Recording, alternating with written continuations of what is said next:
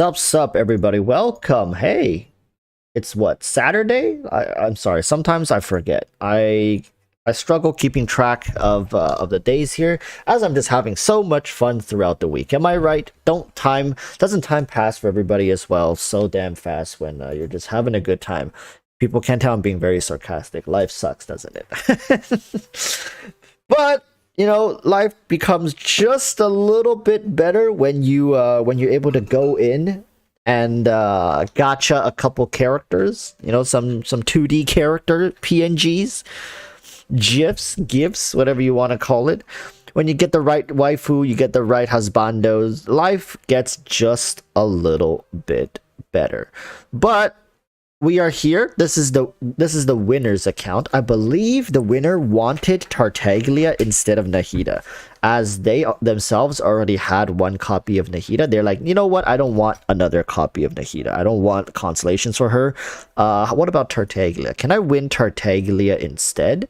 And yeah, why not? Why not? So let's take a look.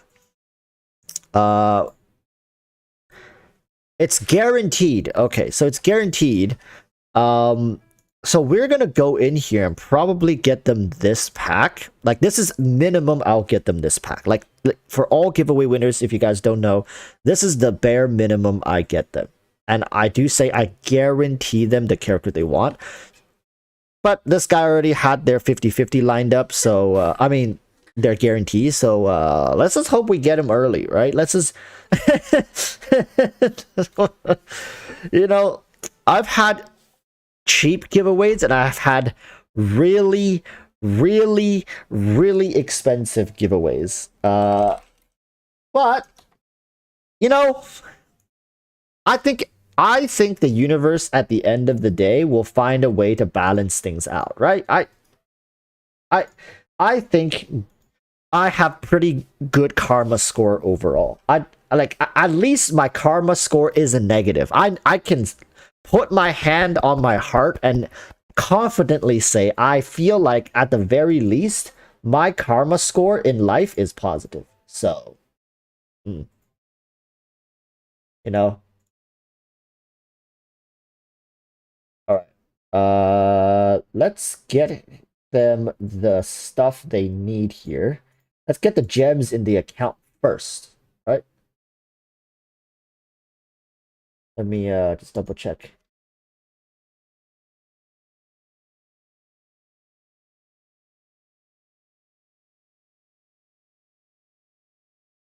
Okay. How has your weeks been? While we're setting up the stuff, the accounts, the money and stuff, how has your week been, everybody? On a scale of 1 to 10. 10 being like you had the best week ever. An okay, forgettable week is probably around like 4 or 5. Like, you probably nothing exciting happened, but it wasn't like terrible. Let's see it. I see 5. 1. My God. I mean, 1 is... I didn't say 1, but like 1 was probably like the worst week you've ever had in your life. I'm thinking 1 is like something tragic must have happened. Like, I'm not saying, oh, I broke my leg or like I stubbed my toe. I'm talking like your car flipped off of like a hill or some shit like that. Like, 1 has got to be like atrocious. I'm talking 10 is probably like you had the best week in your life, like won the lottery, your crush confessed to you, you found like $10,000 off the ground.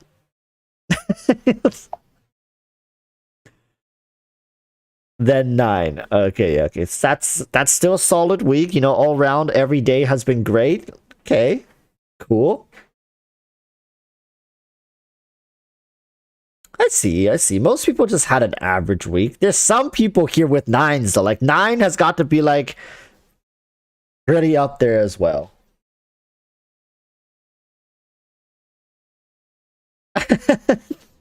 I feel bad for the people who wrote anything less than 5, though.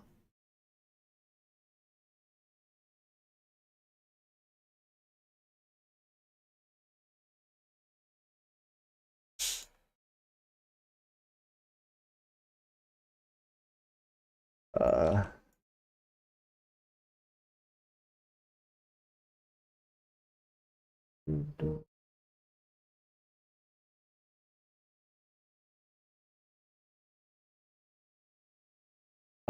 bills, man. It's just bills after bills. It's that time of the year. For me, at least, it's just bill on bill on bill. Have you guys actually? Here's a phenomenon I want to confirm with everybody. Have you guys ever realized that all the bad things, like if you're having a bad time, everything just happens at once. They always come out all at once. Have you guys noticed that? Is that just me? Like it's always been like this. For example, I could be very bored and have nothing to do, no work. As you guys know, the nature of my job, it's like I could be very free, but the second like something like family problems, like other commitments, like things start breaking down in the house, I have to like commit to certain meetings or certain prior commitments, everything just suddenly piles up. Like, oh, suddenly clients wants to line up for showings, like they call me, they want to like meet up. Old friends like haven't seen for 10 years, they fucking visit the city and they're like, hey, let's hang out this week, I'm only gonna be here for like a week. Everything just suddenly gets cramped. Like they can never just space things out. Things always crash. Like things always just crash together. Always. Is it just me, or does that happen to everybody?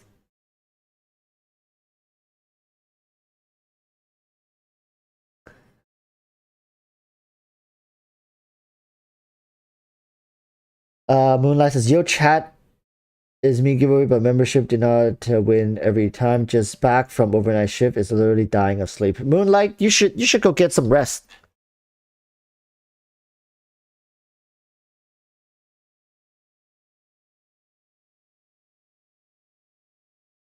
Okay, so they wanted Tartaglia, if I recall, right?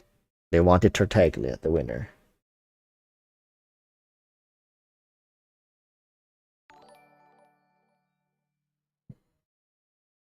All right, let's get the gems in first, right? Like once the gems are in, at least we can work the magic from there. Now the question is, how many summons is it gonna take to proc Tartaglia? I'm pretty sure they said Tartaglia. Let me scroll up. Let me scroll up to make sure.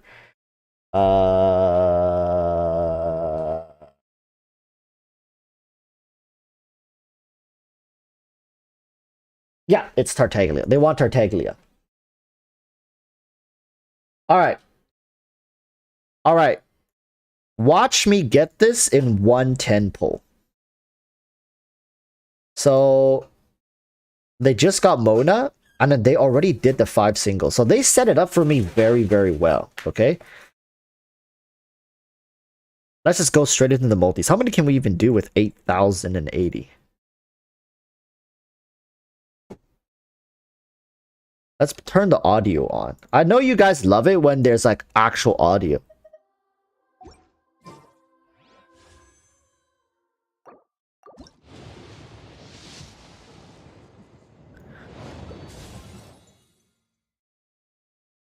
Hazel? You didn't have Hazel? No problem. There's one Hazel right here for free. I don't know if you have Layla. We're gonna do some summons later on my account. I want Layla as well. Okay, that's 25. Toma. Okay, you had Toma, but you didn't have him at C6. Wow, we got 30 pulls left. It's 50 pulls. $100 gets you 50 pulls. Can you guys imagine how tragic this 35? Layla? Layla?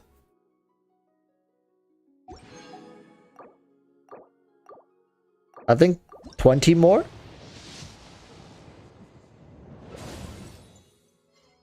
Hazo?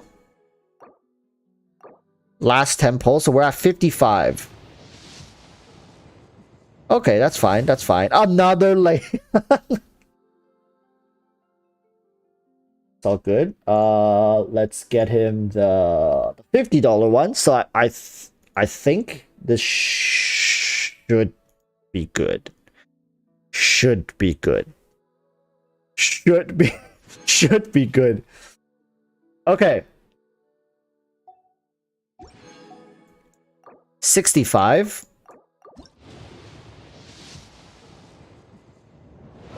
Not C2. That's C2.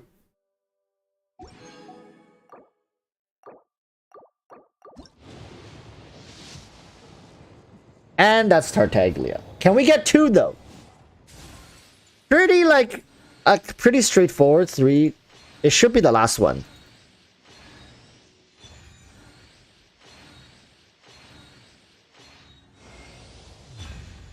Boom, boom, boom, boom, boom. There it is. Nice, simple, sweet. Congratulations to the giveaway winner. Once again, channel members are still getting shafted to this day. We'll be doing more giveaways. I'm thinking maybe Nahida rerun, I'll do a giveaway. Maybe Raiden Shogun banner, like Raiden Shogun rerun, I might do a giveaway. Maybe Dehya. We'll see, okay? So, I mean, that's just that. So, $150 guaranteed you. So, you got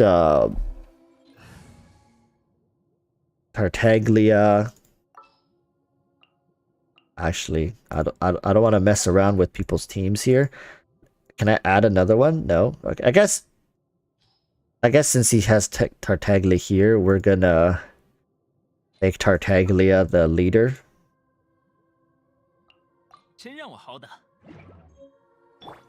There it is. There's your Tartaglia.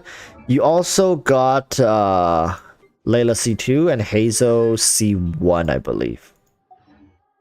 Yeah, congratulations. We're gonna hop on another viewer's account. They also want Tartaglia. So hey, man of the hour, Tartaglia. What can I say? Like people just want Tartaglia. So we're gonna log out of this person's account. Not gonna mess around with it anymore. Now let's log into the other viewer account, because after this, I also want to summon because I want to get a copy of Layla, but I don't want to commit too hard. Like, I'm okay not getting her. Don't want to overcommit on these 4 stars. Sometimes you're just unlucky, right? I don't think I want to pass 30 pulls or 40 pulls at the absolute max, because any more than that, and if I proc and get a 5-star character, I'm just screwed. I mean, not screwed, but it's just like not worth, you know, like going 50 pulls, 60 pulls, and then you end up getting like a Yaimiko, a C1 Yaimiko. Yeah, like C1's nice, but I much rather would have gotten like a Dehya or a Scaramouche or something like that, right? So all right, so let's get back into the game. We are on I believe his name here is Henoji 777, right? Like, this is our boy. He's been wanting Tartaglia for a while now. I remember Henoji said 1C0, right? So 1, 2, 3, 4, 5, 6, 7. He got Tignari last. Is that okay? That's when Tignari was still just released. Okay, so that's 35 pulls, right? 35 pulls. We need to win the 50-50. We need to win the 50-50. 35 pulls, so 40 pulls. Hopefully we only use 40 pulls. All right, let's get right into it.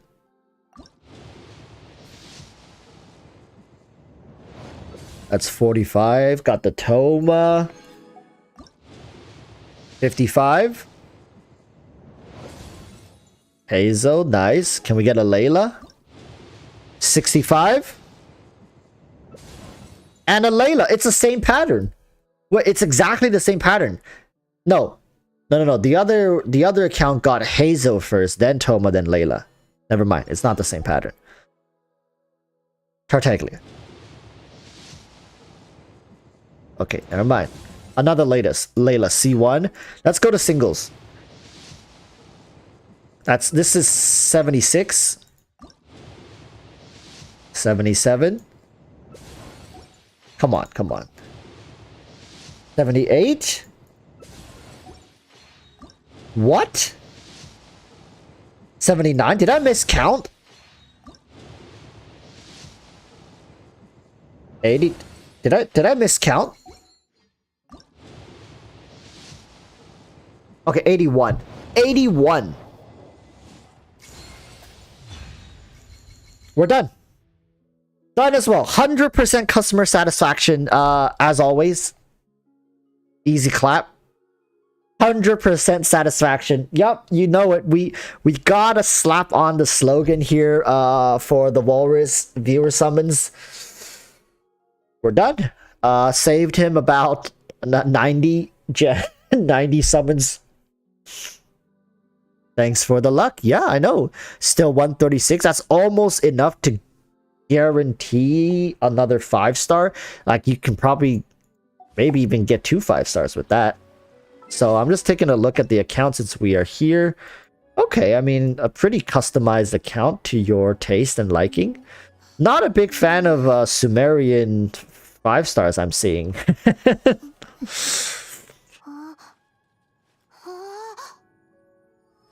Layla got you a C1 Layla. What does C1 Layla even do? That's my question. Like, I haven't really played this character. I haven't summoned on my account yet. The shield absorption of Curtain of Slumber, so her shield, generated by Night of Formal Focus, is increased by 20%. So shield absorption amount is increased by... So basically, shield durability is increased by 20%. Additionally, when unleashing Knights of Formal Focus, she will generate a shield for anybody nearby the party member who are not being protected by a curtain. Oh, the shield will have 35% of absorption of curtains that will last for 12 seconds and absorb crowd damage. So basically, it's like Diona C2, right? Diona C2, and it's mostly for co-op. I don't know, man. Like, I think this is a very, very, like, basic constellation. When shooting stars that struck opponents, they will each restore 1 energy Layla. This sounds good. Each shooting star can restore energy to her in this manner once. So that's 4, right? I'm 4, so 1 energy to Layla. How many times can she do a shooting star per ult? Is it her ult or her elemental skill? I thought it was her elemental skill that had the shooting star. Well, regardless, it's still free energy particles. It's fine. But, like, it doesn't seem that good. Yeah, if her shield breaks, she generates no energy. Yeah, so I don't know. I don't know. Is that 9? Is that 16 million Mora? That is. I mean, they're... Oh, wow. Parked right next to Tartaglia. Okay, now we will go to my account. All right? That was quick and easy. Nice and smooth. In and out. This leaves us more time to discuss things.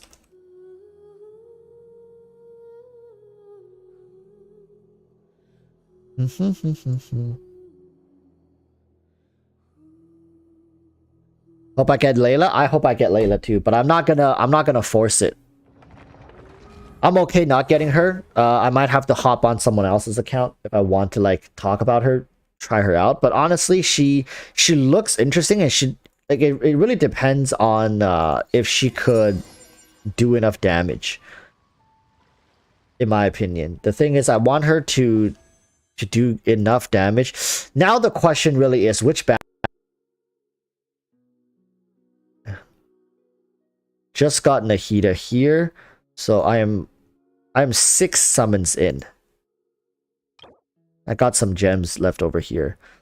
My Tartaglia is C1, I believe. Yai Miko is C0. What is Yai C1?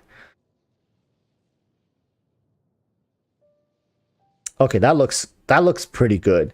Each time Great Secret Art Tenko Kenshin activates a Tenko Thunderbolt, Yai Miko will restore 8 elemental energy for herself. I'm pretty sure that's her burst, right? Yeah, Great Secret Art Tenko Kenshin. So if I have all 3 turrets down and use this, she will get 24 energy particles, right? Her C1 seems pretty good. Tartaglia C2. Technically C2 is also not bad, but I think Yaimiko right now getting her C1 would be very nice, because especially right now cycling through her burst with her 90 energy cost is definitely quite the task. So if on the off chance we do...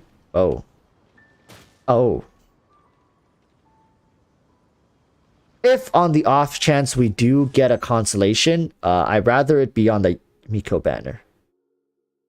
Alright, let's do 30 pulls.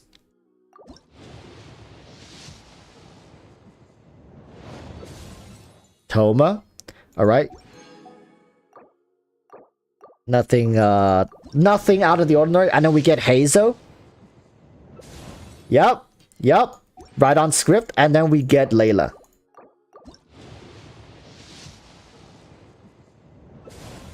There you go. Okay. I thought so. I thought so. All three accounts shared the same formula. Okay, we're done here.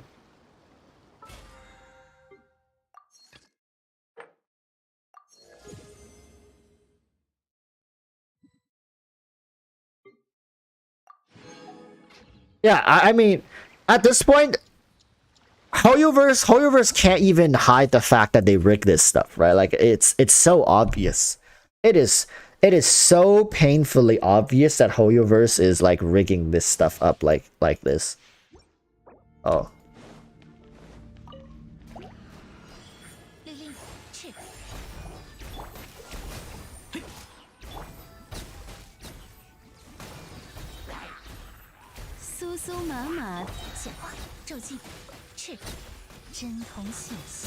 It's called luck? No. It's rigged, man.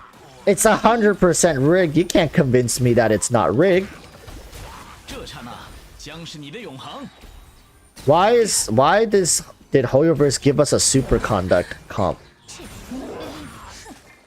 I guess we could do electro charge like this.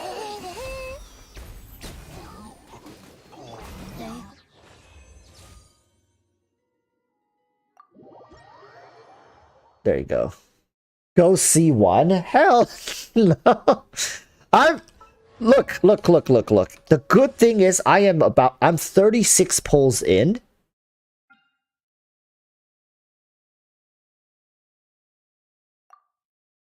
Nah, I'm not about to go for her weapon. No. That's not a good idea. Scaramouche is coming next patch. 3.3. In about how many weeks? How many weeks is it coming out? 16 days. Like, in 2 weeks, Scaramouche is coming out. 2 weeks! Like, haven't we been waiting for this dude for, like, eons?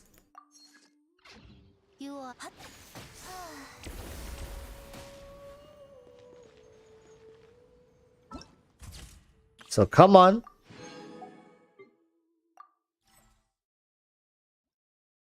Just a temple. No. No, I'm not falling for that.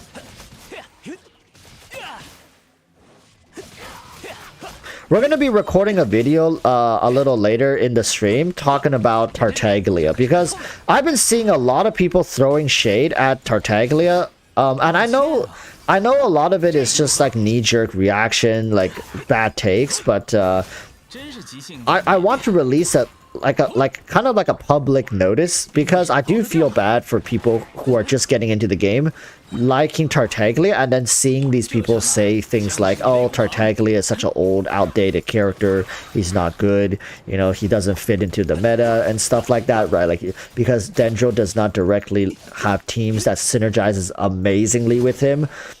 Like, I just want to get that way of thinking out of at least our community, because I honestly feel like Tartaglia is one of the most underrated character. Like, am I saying he's amazing and he's like the best character in the game, like best Hydro character? No, but like Tartaglia definitely is a very beginner friendly character if you know what you're doing. Right? If you know what you're doing. It's like, if you want to stay on field and play him like a hyper carry and that's all he does, like just stay on the field and attack in his E form, he's not a good character, because his scaling and the damage he's able to do by himself is not good. He relies on reactions and quick swaps. That's where Tartaglia shines. Quick swaps, and he does need application, like off-field application character support DPSs to help him facilitate a damage environment. And once those conditions are met, he becomes one of the best DPS characters in the game. Very consistent as well.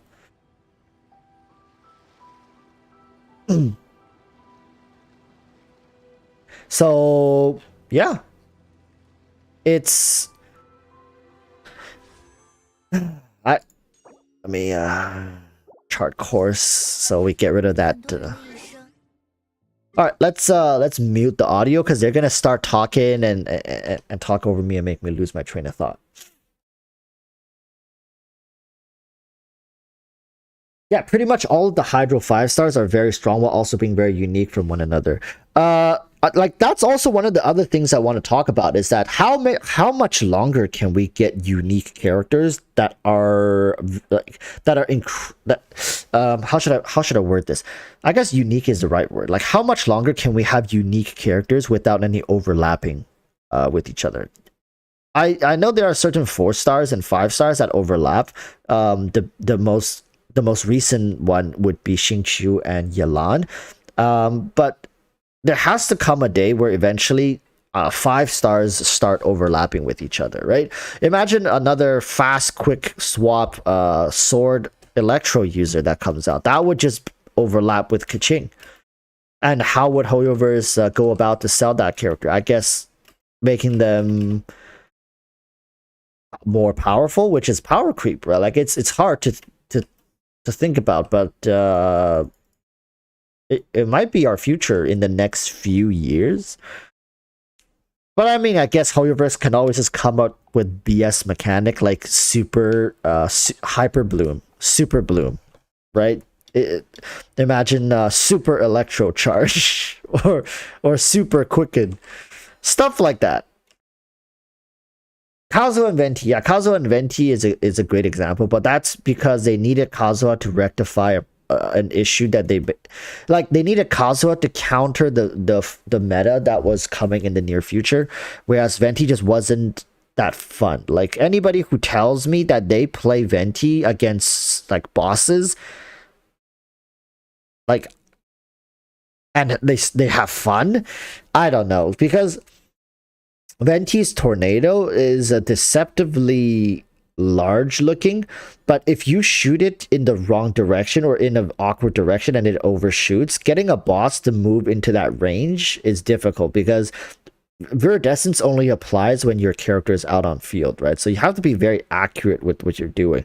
Or you can have, unless you have an element that lingers on the field and then you switch to the Venti and then use his elemental skill, that could work as well.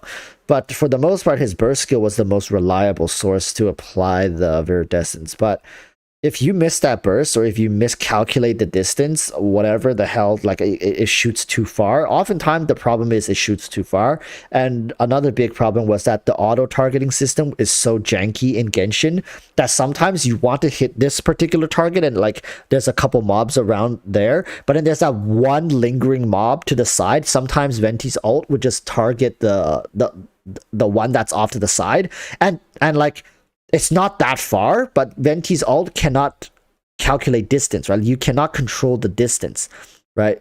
So, like, then what the hell are you gonna do? Because, like, if Venti's ult, like, there could be such a simple fix, is that Venti's ult, instead of traveling like a fixed distance, just locks onto the enemy. If it locks onto the enemy, and like for example, if the enemy is in your face, then his ult would only shoot out that far and just hit the enemy and then just stay there without having to shoot past the enemy way far behind them because it's a fixed distance. I think if they just fix that, Venti actually would immediately be contested with Kazuha in terms of because then his ult becomes much less random and much easier to predict where it's gonna land.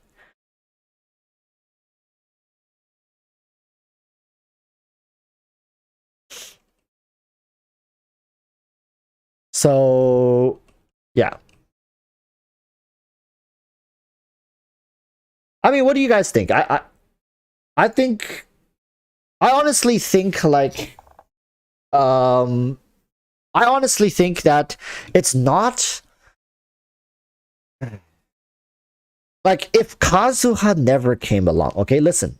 If Kazuha never came along, would we even think Venti is like not as good? That's my question, right? It's we only think Venti has fallen from grace because Kazuha exists. Right? Like that's the tricky thing. If Kazuha never existed, we would all still likely be relying on Venti and Sucrose to do the job. Sure, it may be a little awkward at times, but I don't think we would have thought too much about this. That's the tricky thing here for me.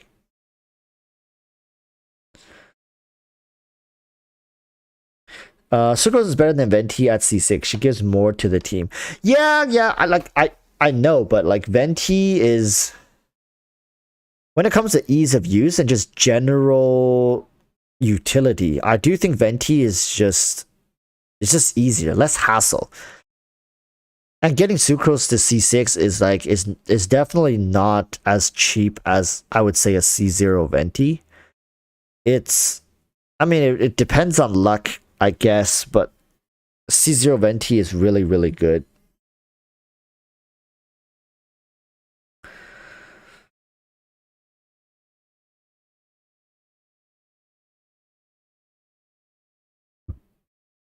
Sucrose CC feels more consistent than the Venti, but you also have to understand the range that it works with, and there is some degree of auto targeting as well. So it's just so difficult because we have Kazuha. That's what makes this so damn difficult to evaluate because Kazuha set such a high benchmark to the point where we there's nothing we can really say or do to be like, oh well, you know, Venti does this better, Venti does that better. Like, but for the most part, because Kazuha is here, you can't really like make because that's what we would call like a straw man argument, is it not? Because we will just be like, oh, you know, like in this very unique scenario painted by, you know, my imagination, Venti would be superior, which is true, but how often does Hoyoverse still present us with those options, right? How often does Hoyoverse spawn a bunch of mobs in one room and has only like 1 to 2 waves of mobs? Another thing Hoyoverse likes to do nowadays is like, yeah, they'll spawn smaller mobs, but they'll spawn them in like 8 different waves. Each, like, they'll have 8 waves and 4 mobs per wave, and they all spawn in the 4 different corners of the room, and sometimes they don't even move. They just stand there and shoot arrows at you. So if you have a Venti, it's actually also not that easy to hit the perfect ult to suck all 4 into the center. It's not that easy. You're gonna have to fish for the perfect angle. And what this also does is like with 8 different waves, with 8 different waves of mobs, that means you have to perfectly line up Venti's burst skill 8 times in a row. Yeah, go behind the mob and ult, but then like go behind the mob, you still have to make sure it's perfectly aligned, and then you gotta calculate the distance of the ult because Venti's ult shoots off in a fixed distance. Once you get that distance right, then it has to make sure all of the 4 mobs in the different corners of the room is affected by the Venti's ult and essentially gets pulled in. And if you do that back to back to back to back to back to back to back to back perfectly, because if you mess up one, then it's not really worth it. So it's like, it's awkward. Like, what I'm trying to say is like, Hoyoverse, even in these kind of scenarios where you would think Venti shines, like it's difficult to execute. So it's like what's the big deal with, because Hoyoverse on one side says, oh, we don't want to create anxiety for people, but at the same time they make it so like one of the best characters in the game with the most broken kit is unable to use his kit to the fullest extent in 90% of the scenarios that we run into. And I'm not even exaggerating the numbers. Like 90% of the time, you can't really make full use of Venti's burst skill, which is truly tragic. It's truly tragic. But at the same time, a character like Tartaglia, which was released arguably like the same time as Venti, still sees good usage. And this is not a Venti versus Tartaglia comparison. I'm just highlighting the phenomenon of like it's not necessarily old. Like it's not necessarily all old characters are still favored by the meta or can be played in strong, consistent teams. A lot of them are actually pretty situational. They're afraid of Morgana comp, and I can 100% agree. Morgana comp, Morgana, like these kind of comps aren't good to have in the game, not because they're broken, but it's just like it's from a gameplay perspective, from a game design perspective, it's not necessarily engaging and fun, and it's too efficient to the point where you really question like what the hell is the point of even building teams and playing the game if you press 3 buttons and everything just dies? It's quite like, am I exaggerating by saying that? Not really. The Morgana comp truly is, I mean, not 3 buttons, you press 4 buttons and like everything just dies. Right? So it's like, okay, then what's the point?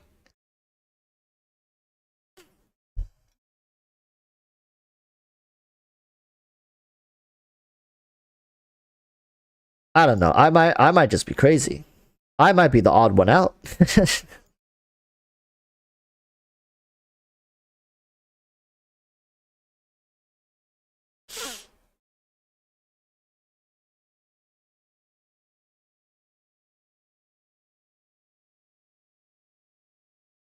Well, as long as Xiangling reigns supreme, so will Tartaglia. But the thing is, even if Xiangling gets power creeped, that new character, that power crept Xiangling, would then be the next best thing for Tartaglia, right?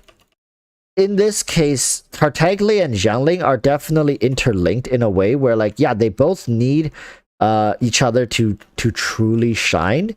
But Xiangling has a couple other teams that she could go into with Bennett. Because Pyro is also the key when it comes to melt as well, right? So there are some like Ganyu reverse melt teams that uses, but at the same time, Tartaglia is not vape exclusive. There are electro charge teams that utilize Tartaglia's strength as well. So like these are the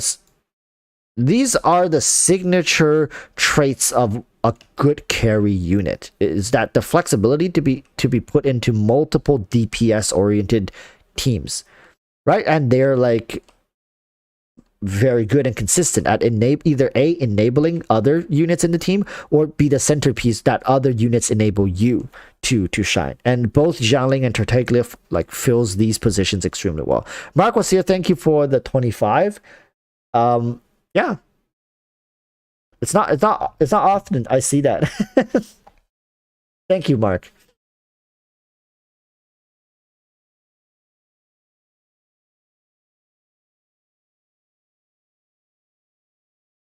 So people are here talking about Layla. So the thing that I've been hearing that people saying Layla is that it's she doesn't, like, she's supposed to, ideally she's supposed to be applying decent cryo as well as have a very durable shield. That's like the ideal situation, and also deal damage. But what people are saying is like her damage is negligible, like it's not as impressive. At the same time, her shielding is okay, like it's not insane, but like a decent enough, it's usable. Mark was here with another 25. Thank you. Thank you again. But yeah.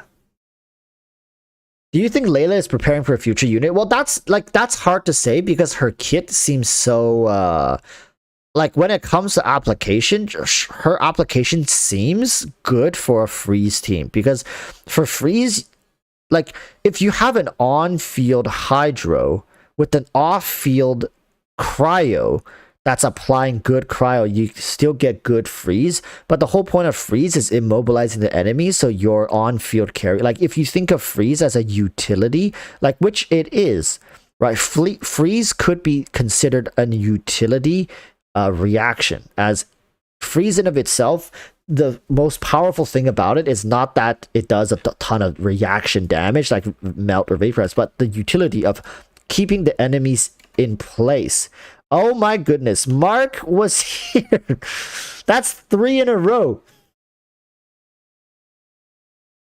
Thank you, Mark. Thank you again. Wait, Mark. I'm actually very curious.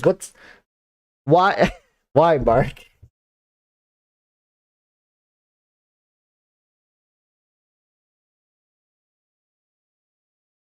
Piquing my interest a little bit. Mark is Mark trying to send some sort of code message? Layla is only a novelty bait for people to pull on old reruns, still a mediocre Sumaru 4-star as usual. Yeah, I like, from what I've heard and seen, like, I don't think Layla is broken, but she definitely offers a different type of utility from the traditional stuff. I would say Layla as a 4-star is it a similar spot to what's her name? Kuki Shinobu when she first came out. It's like, okay, it's like, okay, what are you supposed to really be and do? Like, who are you supposed to replace here?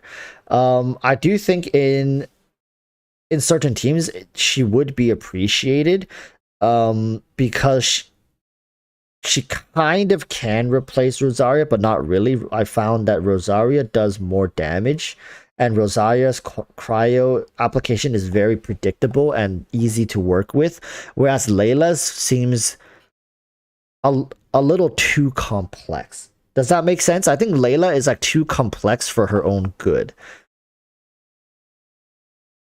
Mark was here with the 50%. I like your stream. Thank you, Mark. Thank you.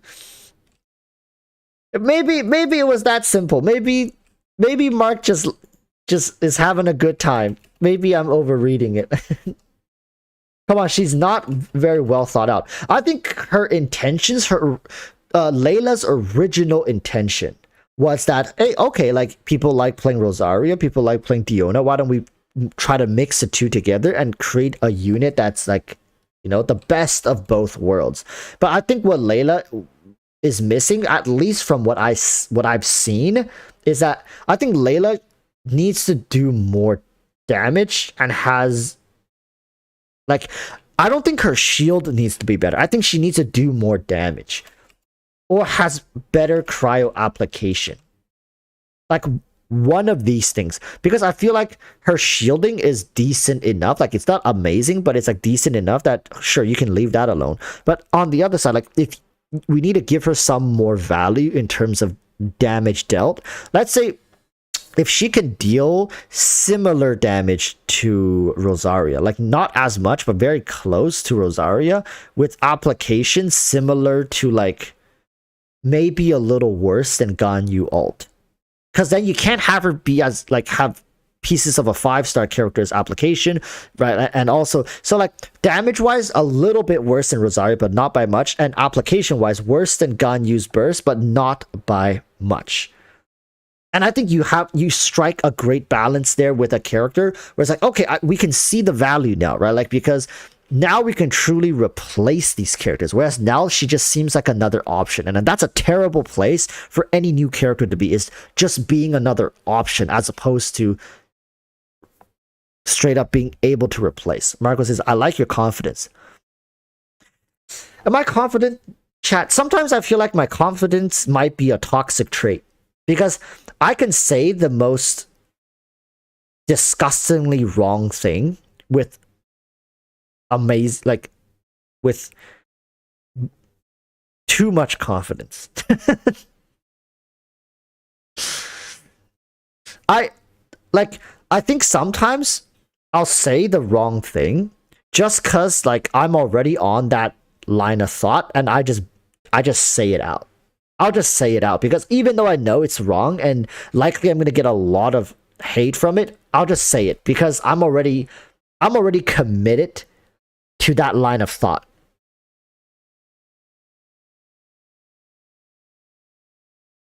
Depends. Have you studied elemental gauge theory yet? If not, you're overconfident.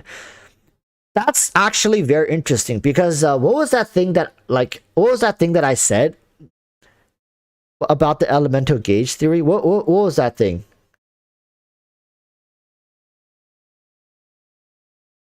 What, like, it was a couple months ago. I remember it was like I was in Mondstadt. I was on the bridge and I was like memeing something about the elemental gauge theory. I forgot. But yeah, I do feel like confidence might be a toxic trait of mine. I honestly do think it's a toxic trait. But the other thing is, I think there's enough people who are in the theory crafting community that if people wanted to watch like people bust out math and chart and gauge theories and talk about meta and talk about these like things, like they have plenty of people to watch, right? But I don't really see people just having fun with Genshin in live streams. I I don't like it when things get too serious. I don't like it when things get too definitive because then it leaves little room for negotiation and discussion because then it just feels like a lecture. Zajev is just a godsend for people. Yeah, yeah. Like people like Zajev, like there are people in that community who are streaming who has a large community of followers who enjoys that type of content. But what I'm here is I'm trying to have a discussion. You can be right, you can be wrong. I could be right, I can be wrong. There's no definitive answer here. Is Layla a good unit? Who knows, right? People can say, well, mathematically she is not, but you know, like things usually aren't that black and white when it comes to player experience and stuff. Like there's people who play Jinyan and swears by the fact that Jinyan is an amazing unit as long as you build her right and facilitate her in the right team. Sure, are you throwing in a lot of resources that could be otherwise used in other units who will be much more efficient with those resources? Of course, that by logic, you would say like then that's not a really good investment, right? But who's to say that's a good or bad investment as long as you're having fun? But you're not having fun playing, let's say, Raiden national team, but you're having fun playing Jin Yan hyper carry. Then really, which one would be the worst one? It's like this is the kind of conversation that could occur here, but you can't really like have it in Zajev's stream, right? Because if that conversation comes up on Zajev's stream, Zajev will just be like, "Sure, man, do whatever you want." And then they'll move on. There's no conversation to be had there because Zajev doesn't want to have that conversation where, you know, there's no using math and numbers to you know leverage discussions and because it feels much more like a black and white thing, and a lot of people enjoy that. A lot of people want to go in and know the most up to date meta information. We don't care about that as much here. Oftentimes you'll see me arrive at a similar conclusion because of how I like to be somewhat efficient in game. I don't like to waste resources. I do have preferences, characters that I'm biased towards. Of course, I'm human, right? Like I built Kaching. Kaching was one of my most invested units for like the first year and a half of Genshin that I played. Was that efficient? Absolutely not. But that's just what I like to play. Right? And thank you, Marcos. He says, I got Miko in first pity. Damn. I mean, being a part of the Walrus Gang community, you know, you get an automatic buff. Try it, people. If you subscribe, you will win your next 50-50. It's true. How do you know it's not true? Because you've never tried. That's right. If you just try it, if you just believe it deep down in your heart, like I'm subscribed to Walrus and I deserve this, you'll get it. It's true. No cap, no lie. Just do it. Like the stream, subscribe to the channel, and then go do your 50-50 summons. Buzzer Channel says that actually happened to me. What can I say? What can I say?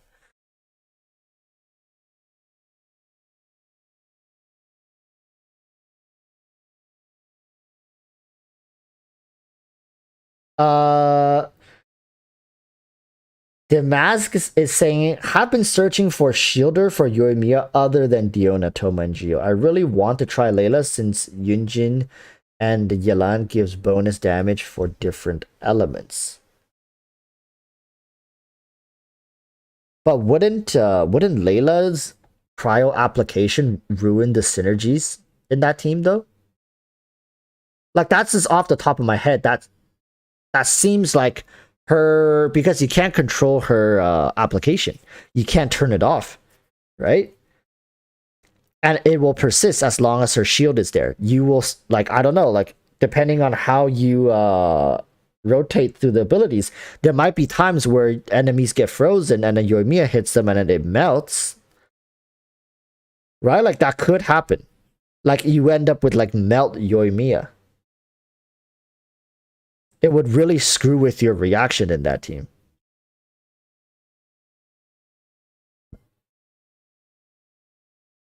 Is C1 Yaimiko worth polling for, considering I want one copy of Layla? C1 Yaimiko is not bad. Like, I was looking at it earlier and I was like calculating. I was like, okay, C1 Yaimiko actually didn't seem too bad. It'll make her, like, it'll get her burst back more consistently. Essentially, what was the math? It was 8 per strike with her burst, meaning total you can get 3 strikes, and that is 24.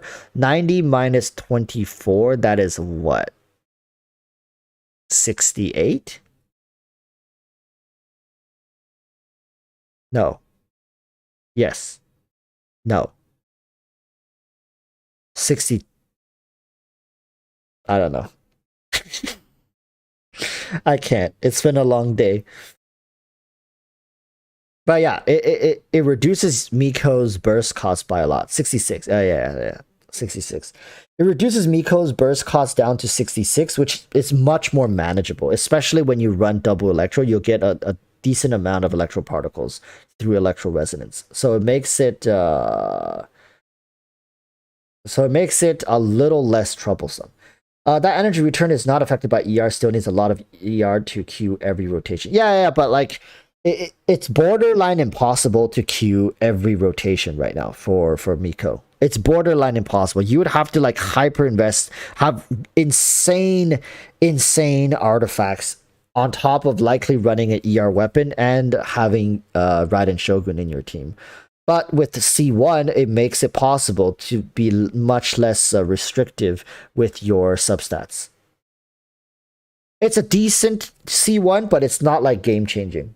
Then again, there's very few C1s. Is there the only C1 that makes a character feel incredibly like suddenly much better to play is like a Hu Tao C1. Utility C1s usually have that effect. Apart from that, stat wise, some C1s are pretty good. Like I always feel like Ganyu's C1 is very underrated. Not many people talk about Ganyu's C1. Another really comfortable C1 to have would be like Kazuha C1 is not bad. Kazuha C1 with the Fav sword is very nice to have. But then again, Kazuha C1 could be kind of hijacked or like mimicked by having a sack sword, which is what I do. So my Kazuha can E twice. Yeah. For my Kazuha, what I like to do is my first E, I use the hold E, and then the sack sword will refresh my my cooldown. So it refreshes the hold E cooldown because it'll refresh whether I do the tap E or the hold E. So my first E is always the hold E. So I'll always do the long one, right? And then it refreshes that and I'll tap it. So then it comes back faster and then I'll rotate back to Kazuha in about like 5-6 seconds and I can use his E again. So the tap one is like 5.6 seconds. So it's pretty cool. I know stat wise running the Fav sword is better because it helps with the rest of the team, but having that C1 for Kazuha and then running the sack sword is very nice. But yeah, Off the top of my head, I don't even remember what's the cooldown for the Favonius sword. Every 6 seconds. So yeah, really, really nice. Because you'll use your elemental skill, you'll use your burst skill, and after a little bit longer, if you can time that 6 seconds, like you basically generate particle twice for your team, which is really good. Thanks for the reply and the opinion, Walrus. No problem, no problem. That's what I'm here to do. C1 Yelan is also great. Yeah, Yelan C1 is pretty good. There are some pretty good C1s in the game. I'm not saying C1s are bad for most characters, but there are some really bad ones too. Venti. Venti. Let me show you guys Ventis. I mean, most of you guys should know Venti C1, right? Yeah, I can't find him. Whatever.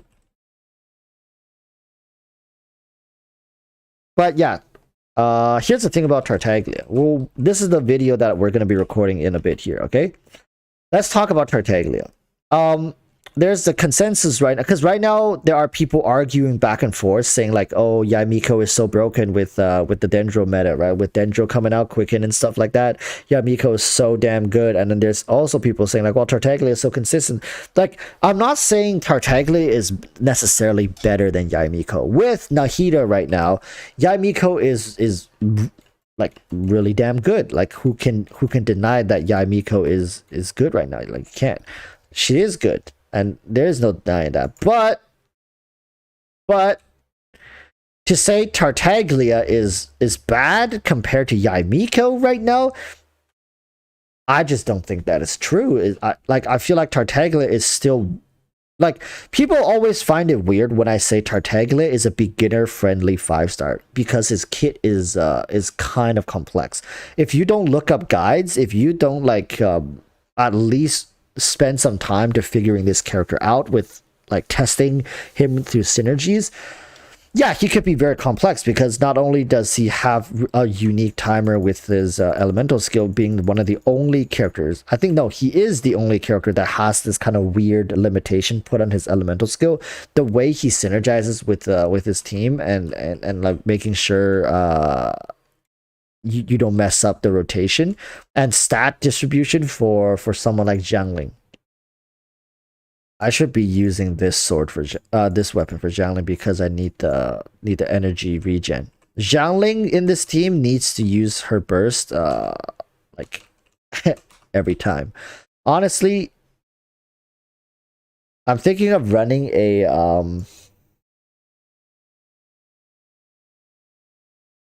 I'm thinking of running an energy recharge sands because if Jiangling can't use her burst off cooldown, it kind of defeats the whole purpose of the team. Not gonna lie.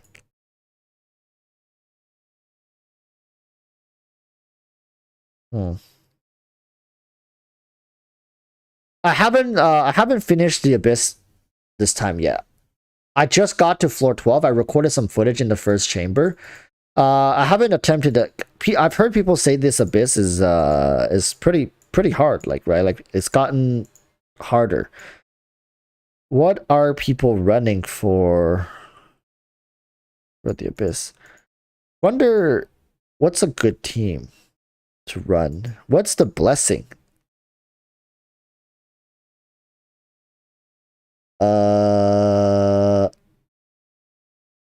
Okay.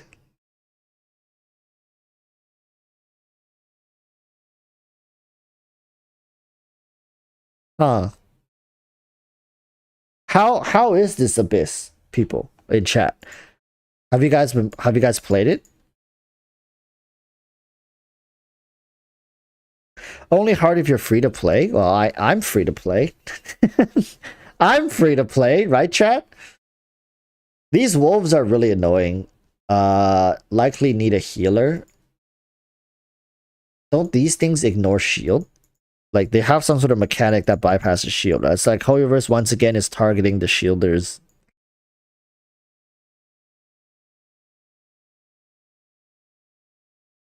Annoying. I'm thinking of playing Hu Tao. for the first half. Whenever I see bosses, I just immediately think Hu Tao. But I think Hu Tao's second half also seems fun. Like, imagine Hu Tao like slicing up these dudes. First half, can I use Raiden Hyper Carry? Raiden Hyper Carry and Hu Tao just seems like such an easy comp to play. Where's my Raiden Hyper Carry? Like this team. Raiden Hyper Carry first half into Hu Tao second half? No? Is it not good?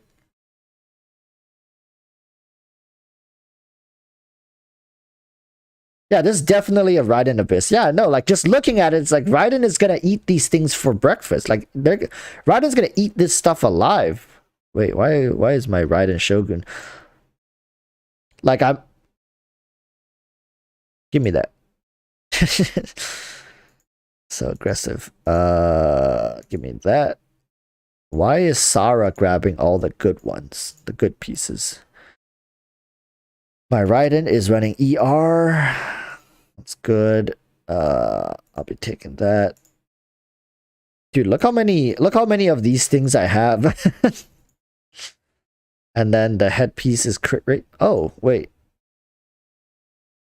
Maybe I was using the wrong one. Maybe this is the one I was using. Yeah, look at that, baby. Oh shit. Never mind. I can't because okay, I see why. Because this was my off piece. This energy recharge piece was my off piece. Okay, so this is my Raiden stats. All right, 61, 130. Not bad. Really wish this was like 150, but it is what it is. I haven't improved Raiden C3. C6. Favonius Warbow. Don't think so, buddy. Would this work? How does Kujosara work with this? But then again, I don't need to, because EM for Raiden in this team doesn't really matter because this is an Electro Hyper Carry Raiden team. So probably just like maybe stack up her crit rate. Right? What is this? What is this? What happened to all my artifacts? It's just like all over the place. Okay. Okay, crit damage. That's correct. What am I missing here? Not energy recharge. We'll switch back to attack for her. And boom, 52 and 62. I think this is the set I had for her. And then Bennett has this, Kazo has this, yada da, bada ba, boo boo. That's Raiden Hyper Carry. This is the team. This is my first half team, so I hope they have all the right weapons. What the hell is that? Okay, that's the right weapon. And we got the Sack Sword. Okay, that's team 1. Team 2 is going to be Hu Tao. I think Hu Tao is going to like eat the second half for breakfast. This team. Hope I have all the right things. Xingqiu, of course not. Everything is messed up. Once again, I think Xingqiu is gonna use this. I know it's probably not the best.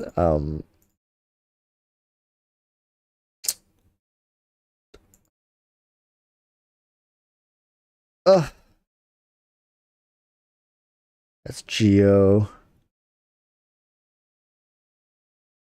I know it's not the best, but just make do with what I got right now. 4-piece Heart of Depth.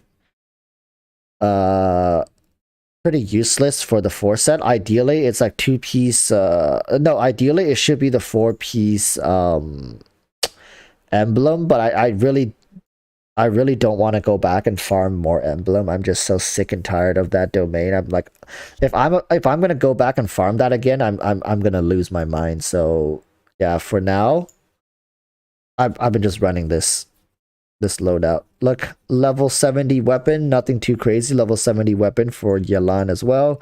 What the hell is going on with oh no.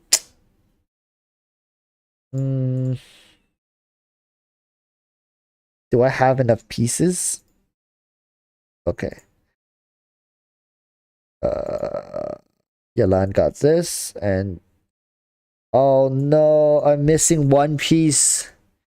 Right? Yeah, no. like this.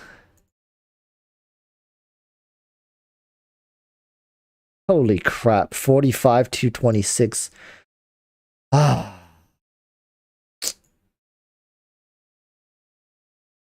What did I have before? Now her thing is messed up.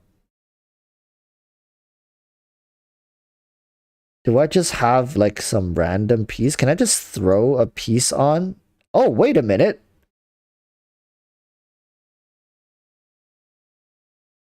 This looks good. Does it not? Come on. Maybe give me energy regen. EM, not bad. Like, not ideal, but not bad for sure. Sorry, chat. I'm just gonna throw some stuff in here. Oh, wait, that's a pretty good feather piece. Oh, wait, that's a pretty good feather piece. There we go. Flat attack? Why not? Better than flat HP, right? You guys are enjoying this. Every time I'm like leveling up my artifacts, people lose their mind. They just hope I just get shafted like that. Oh my god, man. Why? Why? It's a 1 in 4 chance to get screwed like that.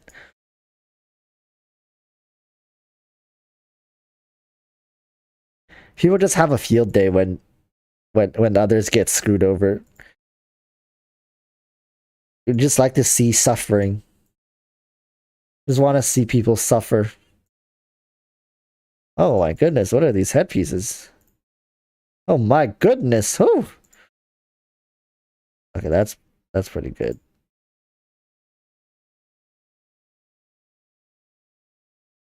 Yeah, let's just keep it here. I don't want to take this any further. Like, I was hoping to get at least 1 crit rate, but it looks like it's not gonna happen. 53, 151 is fine.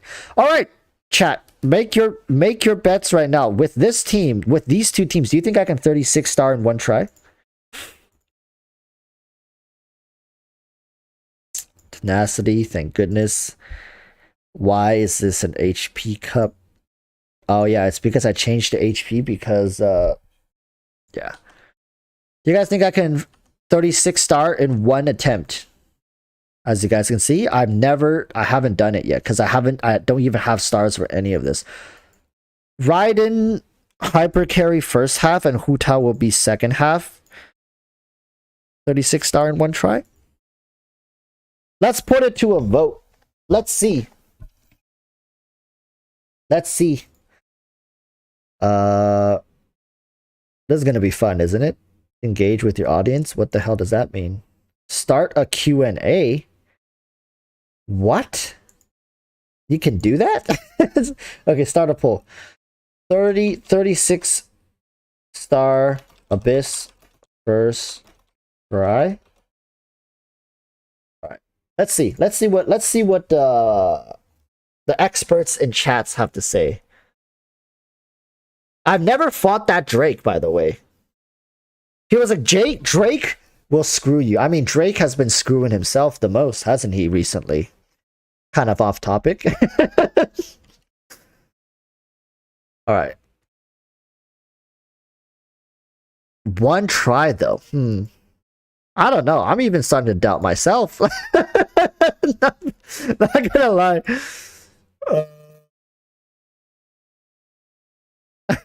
Starting to doubt myself. Where is my Xingqiu? Okay, look at my under-leveled characters as well, though. All right, I'm gonna let the poll keep rolling, and I'm just gonna start. I don't know if I can make it through even the first. Can I even make through the first chamber? Elemental skill damage plus 20%.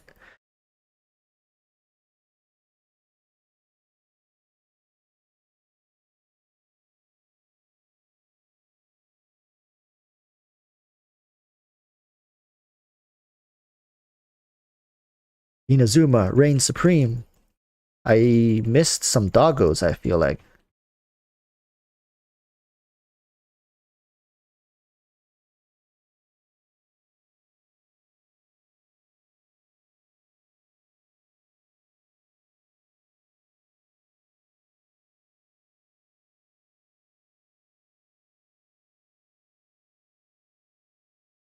Come on, give me that. Okay.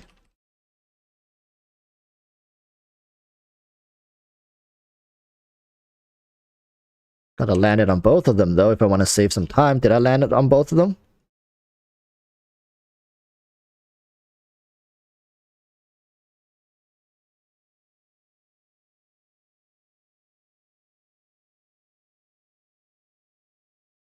This feels like I'm eating a little too much time. I might just ride and ult this guy. Yeah, I think I have to... or else it's gonna take another 20 seconds. Such a waste, but like...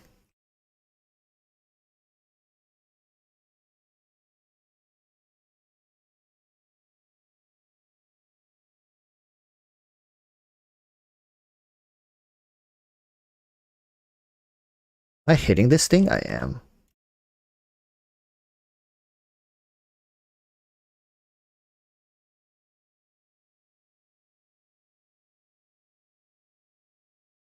Where did he go? Oh, okay. Oh, not this thing. I don't like this boss. I'm just gonna come out and say it right now. I don't like this boss. I don't like this boss one bit.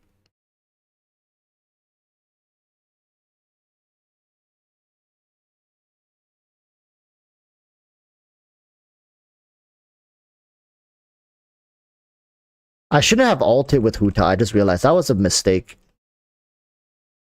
Because then I would have been below half health had I not ulted with Hu Tao. Now I have to wait for my third rotation, and this might be the reason I don't 36. Am I really gonna fail this challenge from the get-go? Oh my god.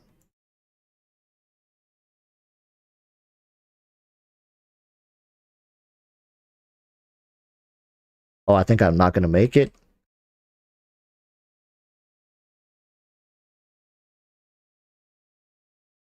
I'm not gonna make it! Believe! I made it! I made it! A whole slew of screw-ups, but somehow I made it. Okay, the challenge continues. What do I get here? When character's HP elemental burst instantly... No. Character damage within 8 seconds of sprint plus 20%. Each character can do this once every 15 seconds. How long does the effect last though? It didn't say that.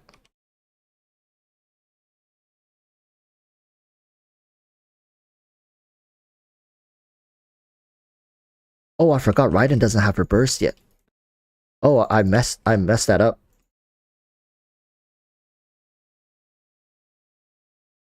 And I swirl pyro. I'm just... Yo, chat, I wouldn't even bet for me at this point. You know, I wouldn't even bet for myself at this point.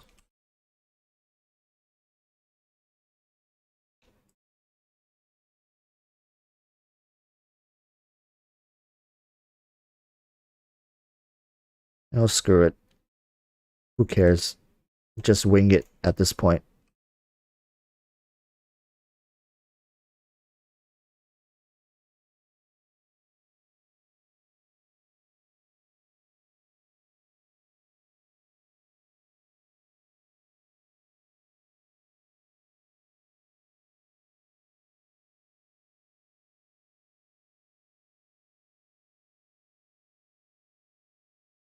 They're so spread apart. Like, this is what I'm talking about, man. Oh! Oh, I just died. Okay. I completely forgot Raiden didn't have her burst here.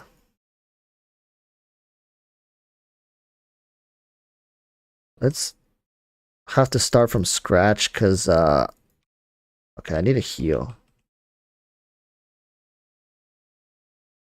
Kazuha is able to group them though, so that's... Oh, I didn't activate. Oh, this is gonna be a tough one.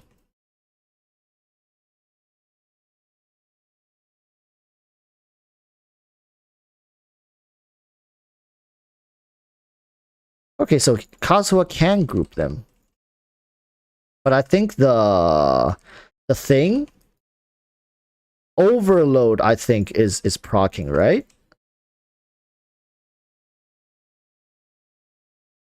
I don't know what I'm talking about anymore. I think Overload was like getting like, oh, come on, really? I have such a high percentage chance to activate that though. Okay. Can I group them? Yes. Okay. Okay. This might be big. Okay, that was a good hit.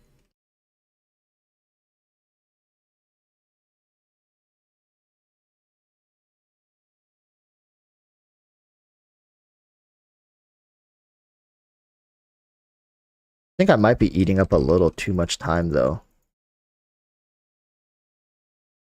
I think I spent a little too much time, but I think Hu Tao can dish out enough damage, especially since she's below half health. I'm not sure though. I might be talking out of my ass like I usually am.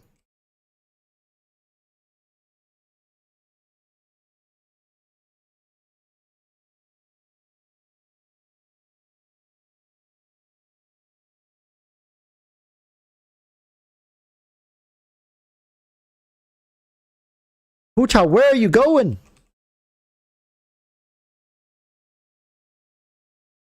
Actually, I should have just used my ult.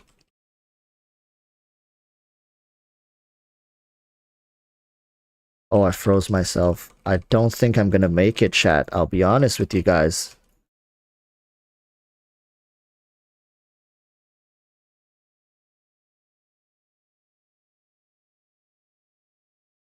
"28 seconds to kill both of these? No, I don't think I'm gonna make it. I think I spent a little too much time in the first half. Optimizing the first half is gonna be important if I want to. Oh, but I'm so close though. I'm so close. I am so close. Like, oh, I think I could have. Unlucky though. 6 seconds off. I definitely feel like I could have shaved 6 seconds. Unlucky. Is it unlucky or just bad? But it hurts. Let's see the third chamber though. Let's see the third chamber. How bad is this thing?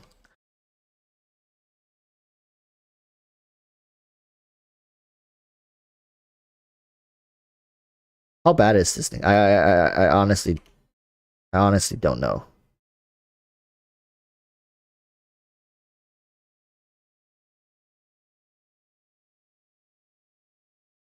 What is going on? I can't reach him. What? Okay, like Raiden's charge attack can reach him, but like, is this gonna be the fight the whole time? Do I need like a bow character? Is that what this? Oh my goodness.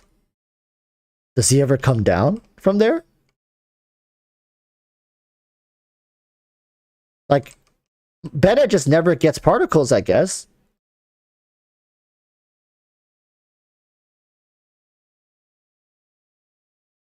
What? Electro res has increased. Okay, he's down. He's down.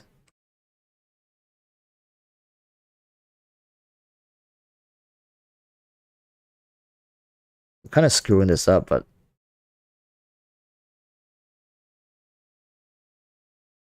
at least I get to heal now.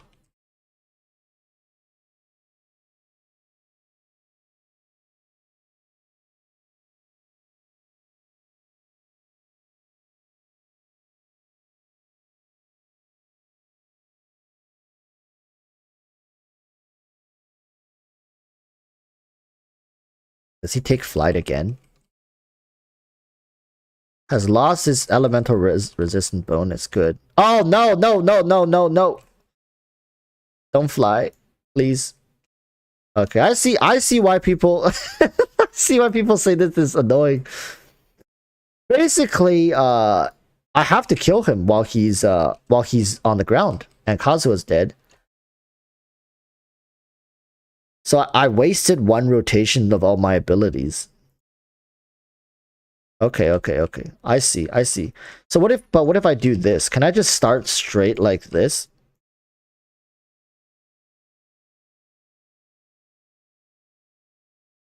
Okay, I guess I could get one rotation off like that. Bro, really? Okay. So I could take out about like 15% of his health from the start like that. And then Bennett can't hit him until it comes to the ground. Does this work? Okay, that could egg him.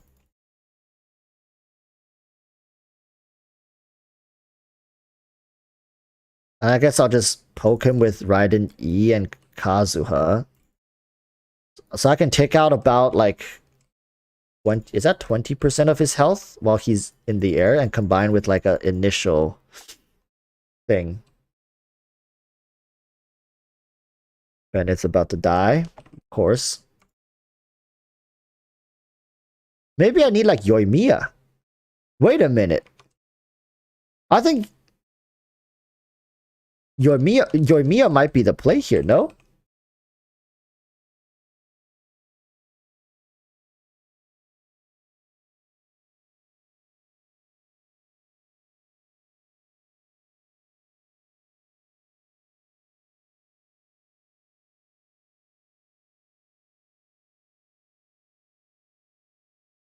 I honestly feel like Yoimiya feels pretty damn good all of a sudden.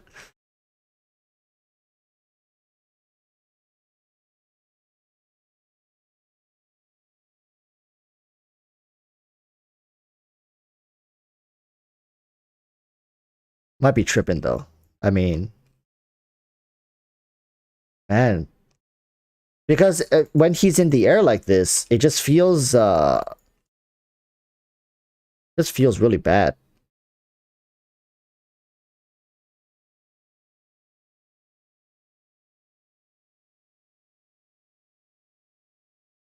But Raiden's burst can still reach him. It's just a little bit awkward. Oh, I think this can reach. This can reach. Raiden can reach. Oh man, this is so awkward. Yeah, I think a bow user at this point, like a DPS that uses the bow, is gonna be the answer to this boss. I mean, Hu Tao is out of the question. Yelan would be good if you have like a high constellation Yelan. Oh, bro. This is tragic. No wonder people were like, nah, you can't clear this with this team lineup. Yeah, you're right. This is like, I think this is just like, I mean, is it realistically possible if I had better artifacts to clear this? I don't know even, bro. Like, even if my Raiden's artifacts were like jacked up, like it just doesn't feel like it's enough damage. Like, and he gains electro resistance, right? So electro definitely feels like not as good in this iteration, especially first half. Yeah, I think electro is not the play here. It gets hard countered this iteration.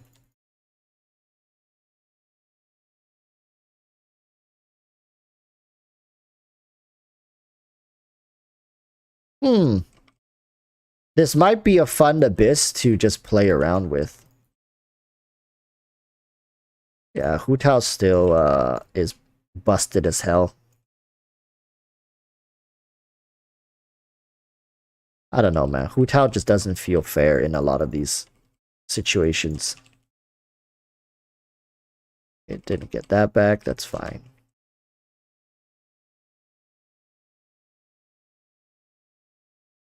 Oh! Well. I'm sure we can do it without Hu Tao at this point.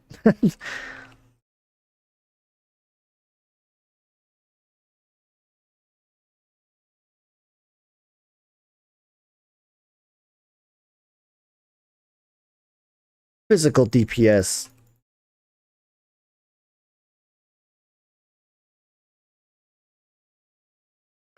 I might go mess around with this a little bit, honestly, because it's always more interesting when you can't beat it and you gotta like work a little bit to get the perfect star.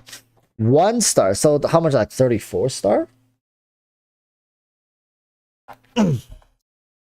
33 stars? I think it's 33 stars. Because I lost 1 star and lost 2 stars, so yeah, it's 33 stars.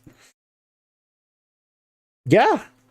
Actually, though, pretty interesting. I think Yoimiya definitely would have a good time. Am I wrong?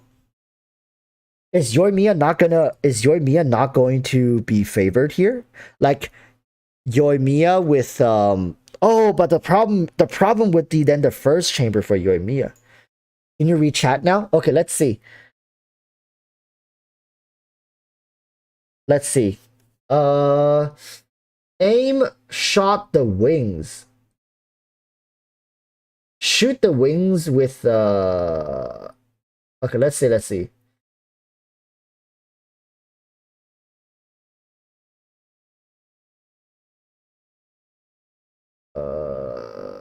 see. Well, shoot at the wings.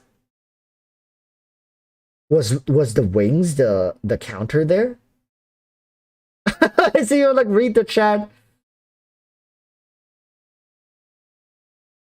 How do you stream and not read chat? Yo, I was too focused on the fight. Oh, okay. So this boss gets countered if you shoot the wings.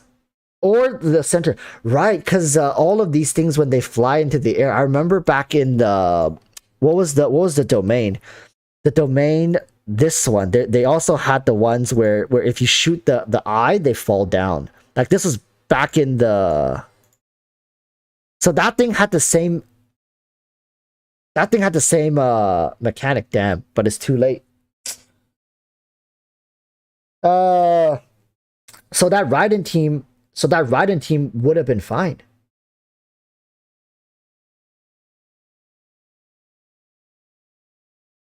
So that Raiden team would have been fine. So those two teams could have 36 started. The problem with this chamber was I don't know, like I think I like if I shaved off just 6 seconds.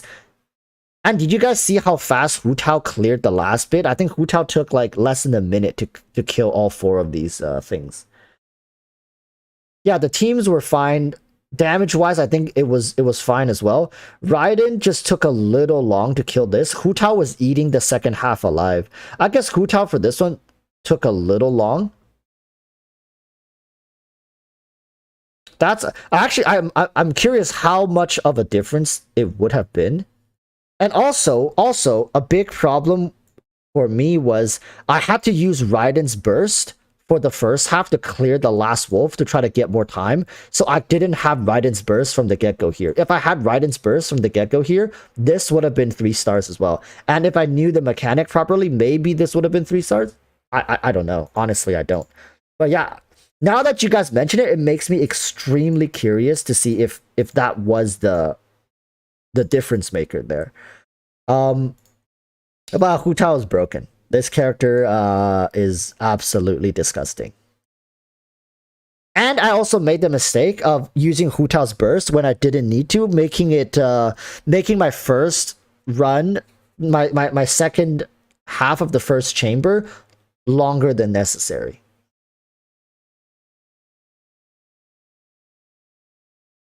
So yeah, I think fix up those mistakes should have been fine.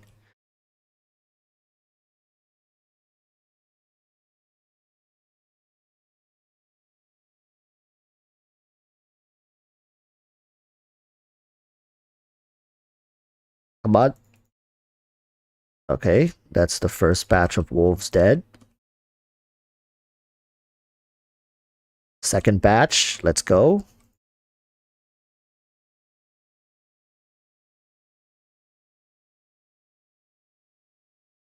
I think they're gonna teleport behind me. A lot of times they do that. That was pretty clean, right? I think that was pretty clean.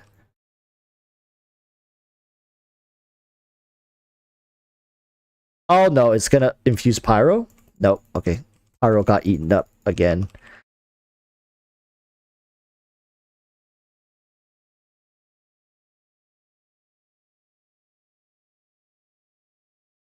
Oh, I didn't hit this wolf. No. But then again, if I want to 36 star the Abyss, it's very easy this time because I don't need to care about the first chamber anymore. I can just sit here and get all my bursts back to prepare for the second chamber. I don't need to go that hard for the first chamber. And I think even then I'm saving time as well. Where did he go? Oh. There you go. And I think the first time I had 8 minutes 20 something seconds. So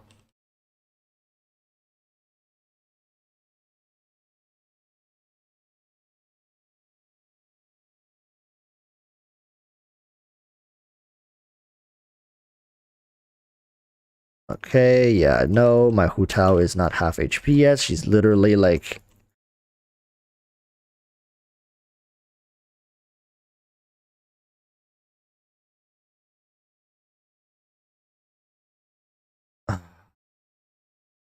Oh my god, this boss. This boss is also really annoying.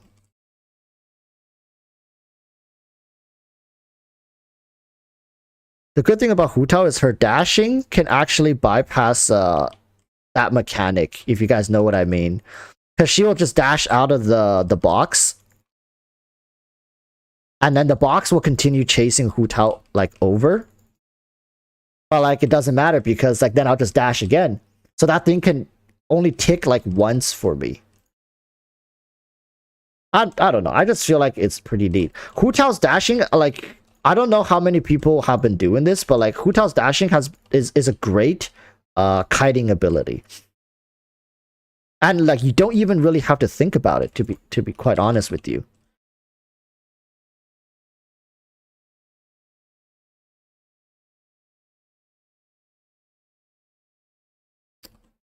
God, this boss. Oh my goodness. I lost my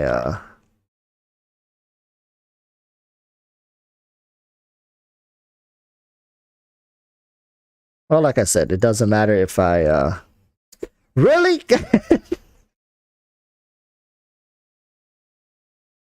Look, it's a great kiting ability, but I wasted it. I'm like, sometimes I feel like Yoimiya will be amazing in these kind of situations. Like, it doesn't matter, like, kind of... I mean, it does, but you gotta position yourself between the wall and the middle, and, like, you can pretty much always hit the boss. Having a C6 Yoimiya in that scenario would be amazing. Okay, this is the one where I need to, right. Group them up. Maybe I'll do a second large one.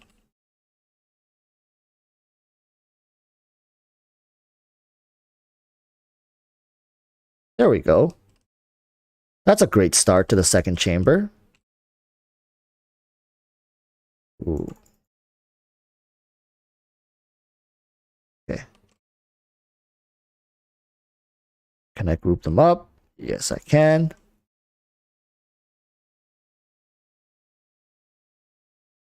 Oh, that one's a little off to the side. I mean, I hit all three of them. Unlucky that last one was off to the side. Skill issue, obviously.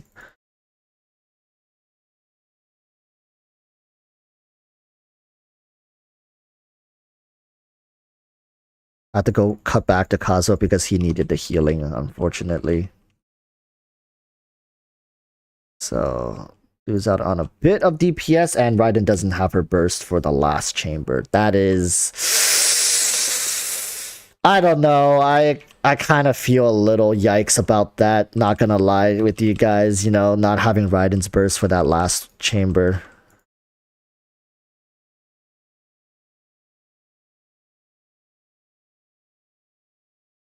Hope I don't die, honestly.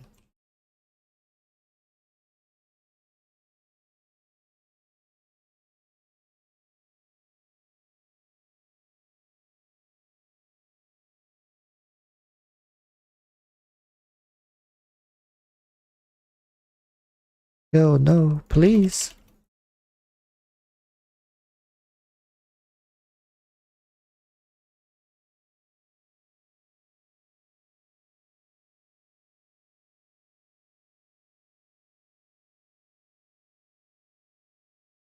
Another thing about Zhongli, like honestly, my Hu Tao is on like near death experience here, but like I honestly don't feel any like danger whatsoever.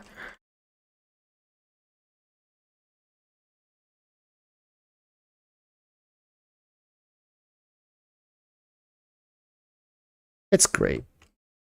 How can people hate Zhongli? Like how can people say Zhongli is like overrated? Okay, I got the 3-star for this chamber. Now it's the last chamber. Can we get 3 stars for the last chamber? That's Su Tao in a nutshell. Like, I honestly feel much safer with Zhongli on the team than any healer. Because healers only work after you take damage.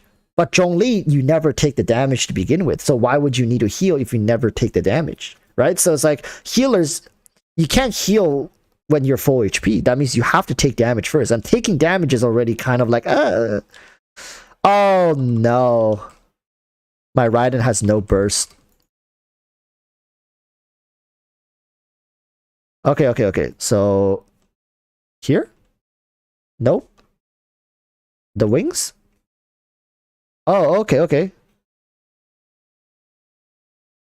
Oh, wow, look at me. I'm a gamer.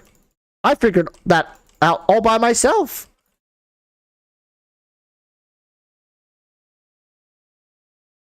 I'm wasting a lot of time, actually, though.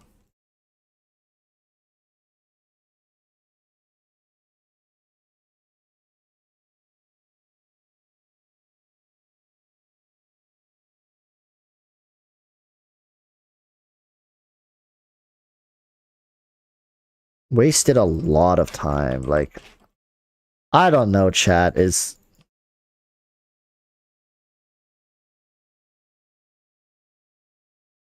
When does he fly again? That's my question. Okay, he's up again. No. Wait, I can't aim. Okay.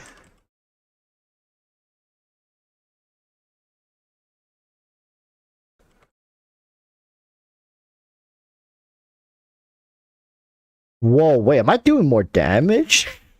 Does he have reduced resistances when he's in that state? Bro, I might just be a dumbass, you know. I don't know. I might be stupid. or I just don't read. It's one or the other, but I'm leaning towards the first one.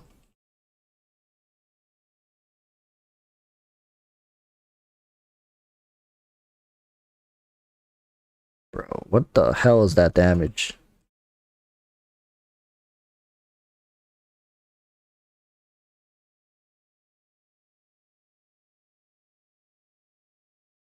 Okay, now it's your turn.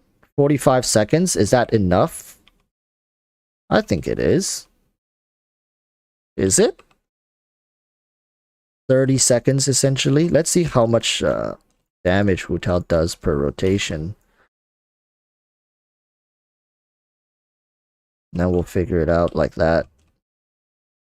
I think it's enough.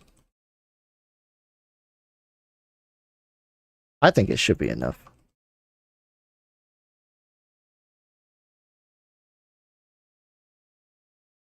And again, you never know.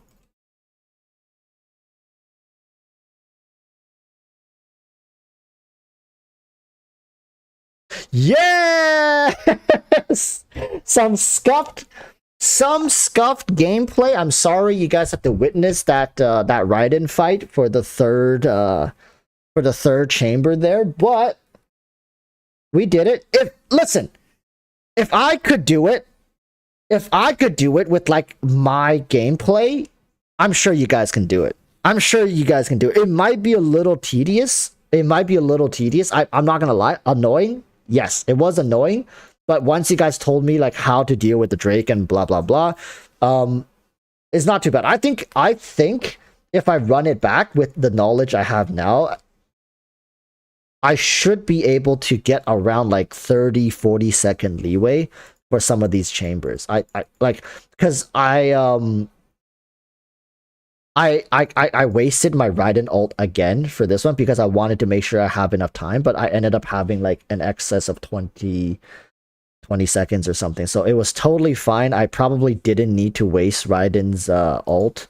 And that means this chamber I would have had another like 20 second leeway because I wasted about 20. No, I think I wasted like 30 something seconds just getting my Raiden's burst from this one, right? Like I wasted one entire rotation of him like falling down. So yeah, that's that. That was tragic as hell. But yeah, like damage wise, if you guys have a C0 Hu Tao, even like you see how Hu Tao just chews through the second half of this entire thing, especially these frozen lava trolls and this these two lava trolls get absolutely destroyed by Hu Tao. Some people might struggle with Thunder Manifestation because this thing just flies around. They just like teleports and moves and like dashes, and the actual time you have to deal damage to this thing is actually not that much, right? So it's definitely the second. Which one's more annoying for this iteration of the Abyss? Is the second half more annoying or the first half? I think the first half is more annoying because these things spawns in 2 different waves. So like, yeah, these things were like quite tough. These things were quite tough. So I would say the first half is more annoying. And then you got the Drake. Yeah. The first half is definitely more annoying. And then you got the hounds, right? Techie devices, the Thunder Manifestation is the most annoying. Thunder Manifestation.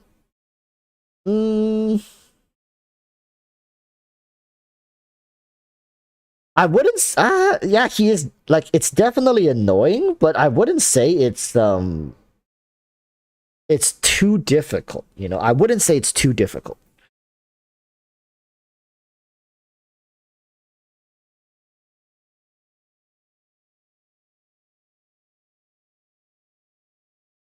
JM watch this. So for the first time since data was tracked, Kazuha and Bennett are not the most used character in Abyss. It's Yelan. I mean, when Yelan first came out, I already said this. This character is going to be like the centerpiece to a lot of comps going forward into the future.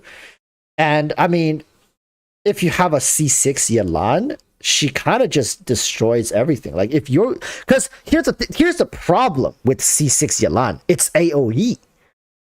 So like even when you're fighting this first half with all the wolves and stuff, like it's AoE. That's the problem.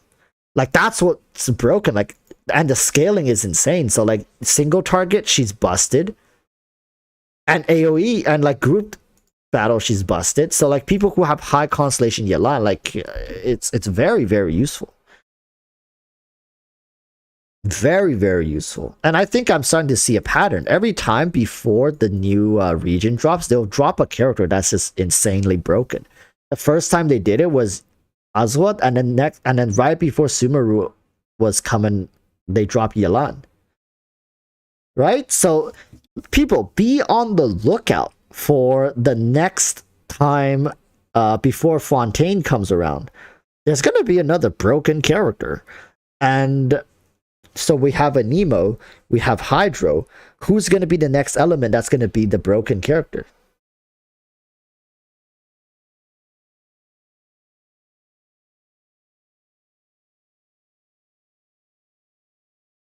Yelan has 76, Zhongli 72, Nahida 71. I didn't even use Nahida. Holy, wait.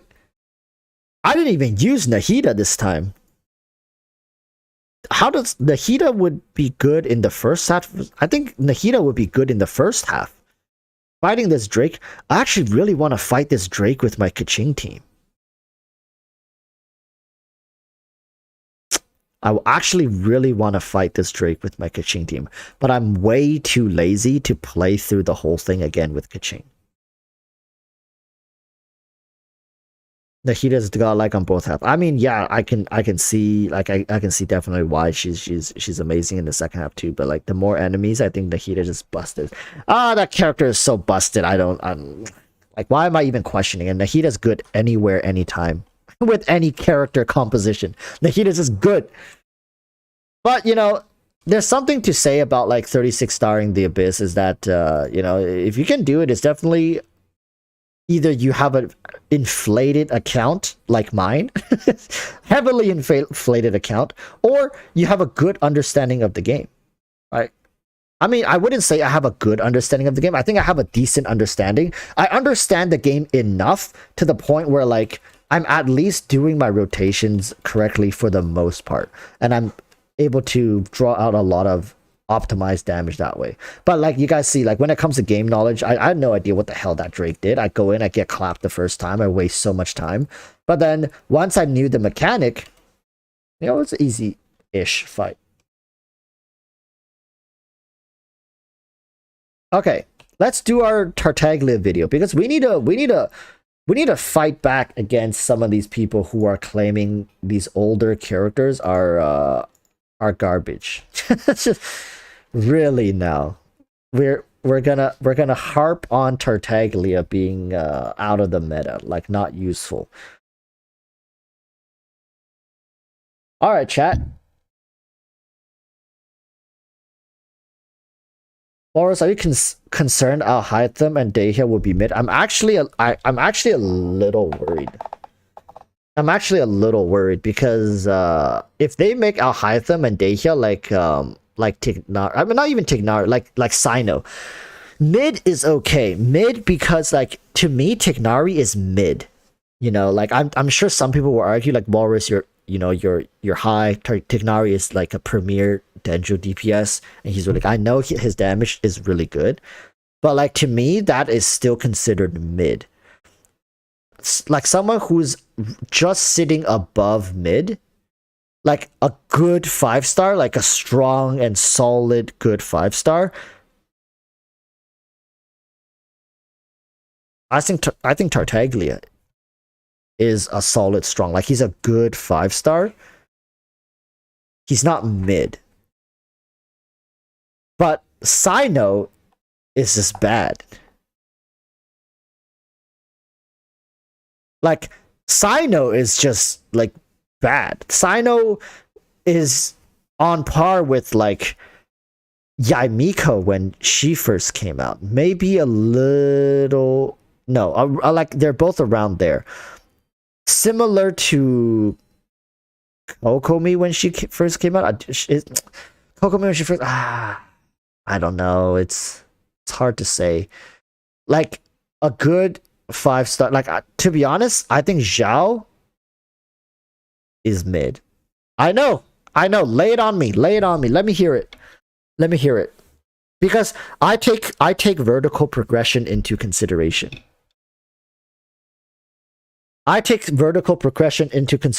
So evaluating how much stronger a character can get, including their ceiling, I think Zhao was a mid-tier character.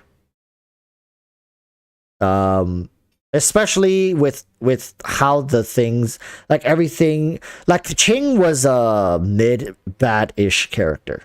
Now she's a good character. Right? Who's another mid? Klee is a bad character right now. Like Klee feels very awkward and just like outdated. A good character would be like Raiden was really good. Ayaka's really good. Ganyu Hu Tao, Zhongli, Kazuha's amazing. Like we're just talking about 5-stars, right? Ayato is like Ayato would be sitting just above mid. Ayato's like a good character, but he's not like amazing, right? Another like amazing character of 5-star would be like Yelan is amazing. Who else came out? Ito is like sitting in that good range. He's like Ito's good, but it's only on the pretense that you have invested into his mono's Geo team, right? Mid characters are then again. Who's another 5-star who's mid? Albedo's kind of mid. Yeah, Albedo's kind of mid, because like sure he's very good to use, but like he struggles to find really good teams. Yoimiya, yeah, like I can say Yoimiya's kind of mid. It's like Yoimiya is one of those characters that if you're talking about her ceiling, she has a high ceiling. Yoimiya's potential to do damage is extremely high, but a lot of the times she gets hindered by like the crappy auto targeting and mob spacing and stuff like that. Is Diluc mid? Yeah, Diluc is pretty mid nowadays. But when we talk about bad characters, it's like Sino just feels very bad, you know? It's I don't know.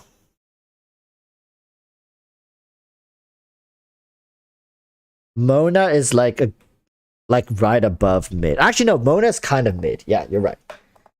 Mona's kind of mid. Take that back when you're on the main.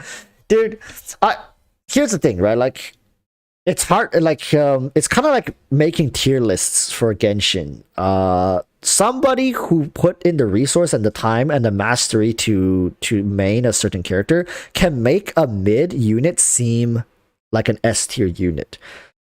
But at the same time, if they put in half as much as resource and time in learning like a really efficient character, that character can produce similar, if not better, results with half the resource spent.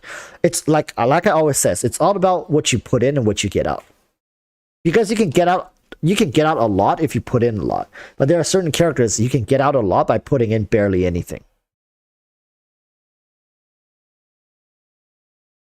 Okay, so let's talk about let's talk about Tartaglia, because this is a video that I wanted to make, just never had the opportunity because it's been a while, hasn't it? Since like when was the last time Tartaglia came back? Bennett buff is getting kind of useless now. Yeah, because Hoyoverse doesn't release straight up attack scaling carries anymore. 2.6 over a year ago. Damn, it's been that long. Yeah, so it's a pretty outdated video and concept, and I just wanted to make sure newer players don't get misled by, you know, modern meta players saying Tartaglia is useless. Is this his fifth rerun? I thought it was his fourth. Fifth or fourth? I don't even know. I lost count after the second one.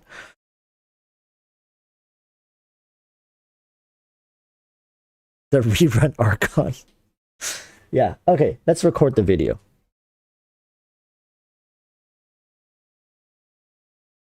Okay. Sup everyone, welcome back. Sup everyone, welcome back to another video. Here we are once again on the live stream. We've been having fun trying out the Abyss. Barely was able to get the 36 star, you know, yeah.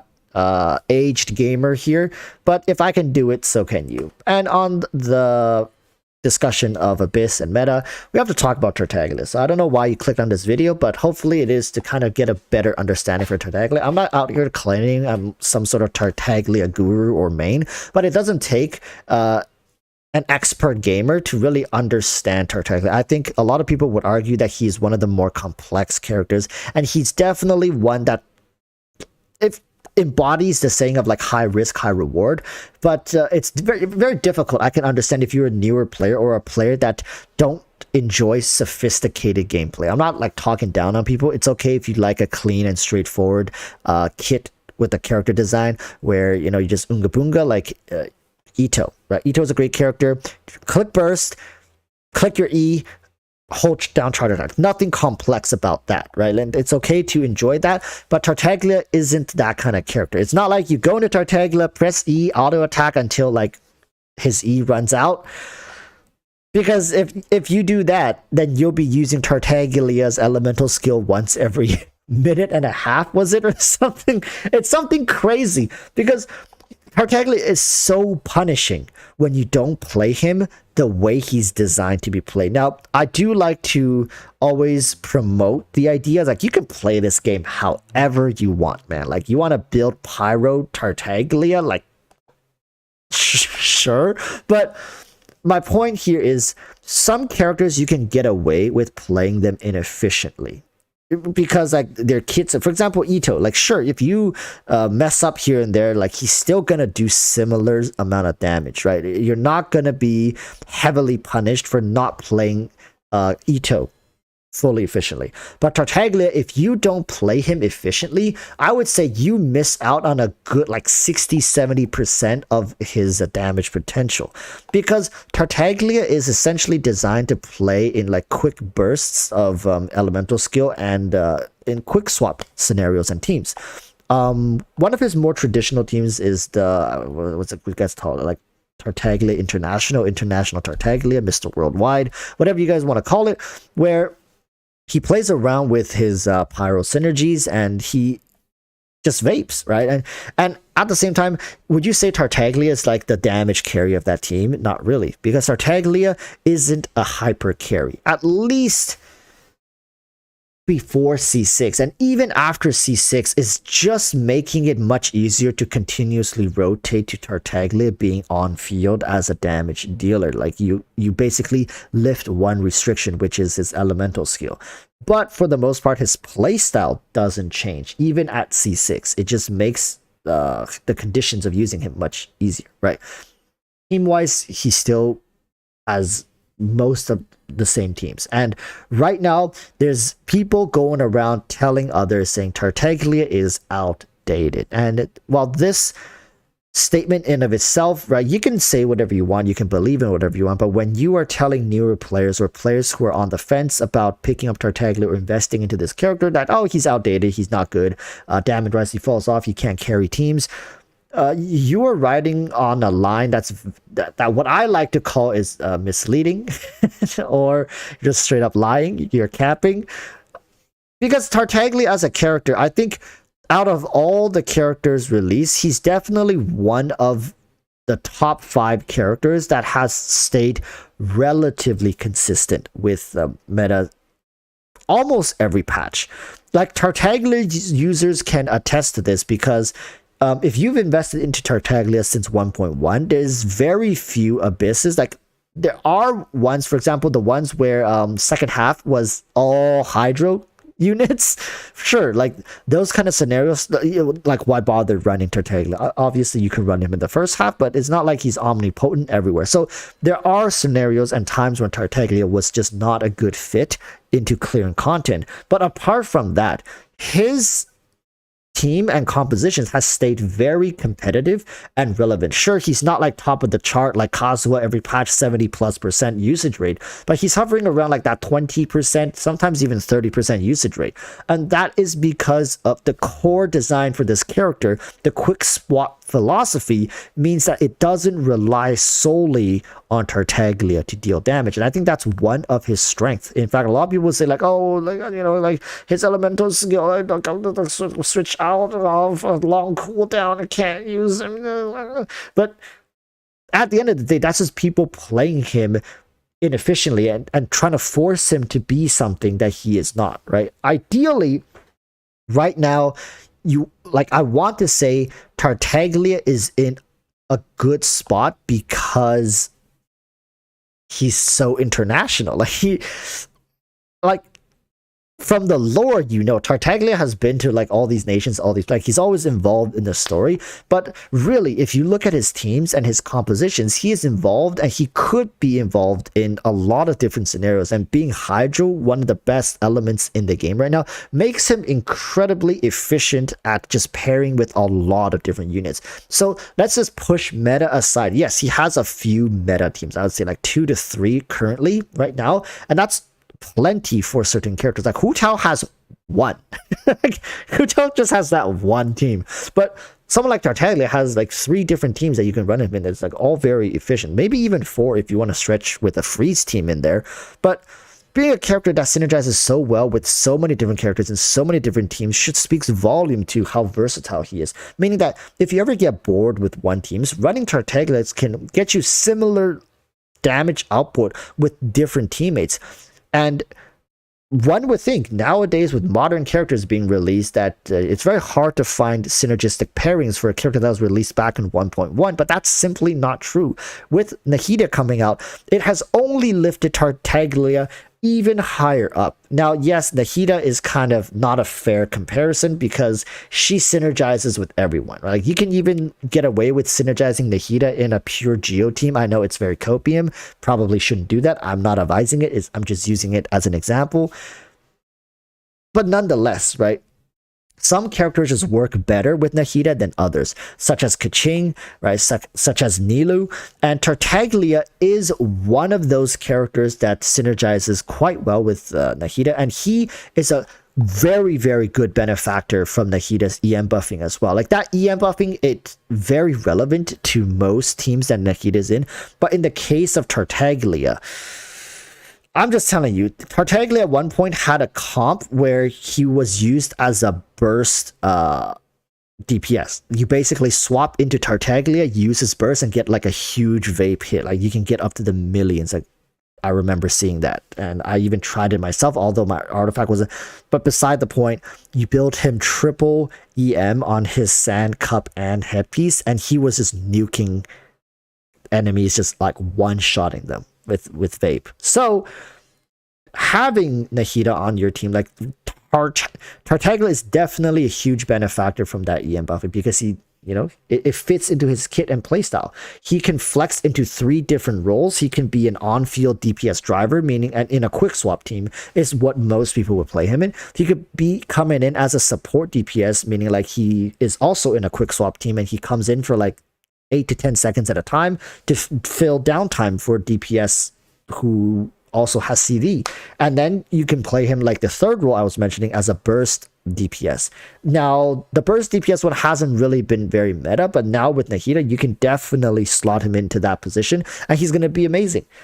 Now, at the end of the day, am I saying, yes, he's the best character in the game, better than Yamiko, better than... No, he's not, but it's disingenuous to people when you are saying a character like Tartaglia is outdated, he's bad, he's not as good, you know, compared to modern units. I think that's just simply not true.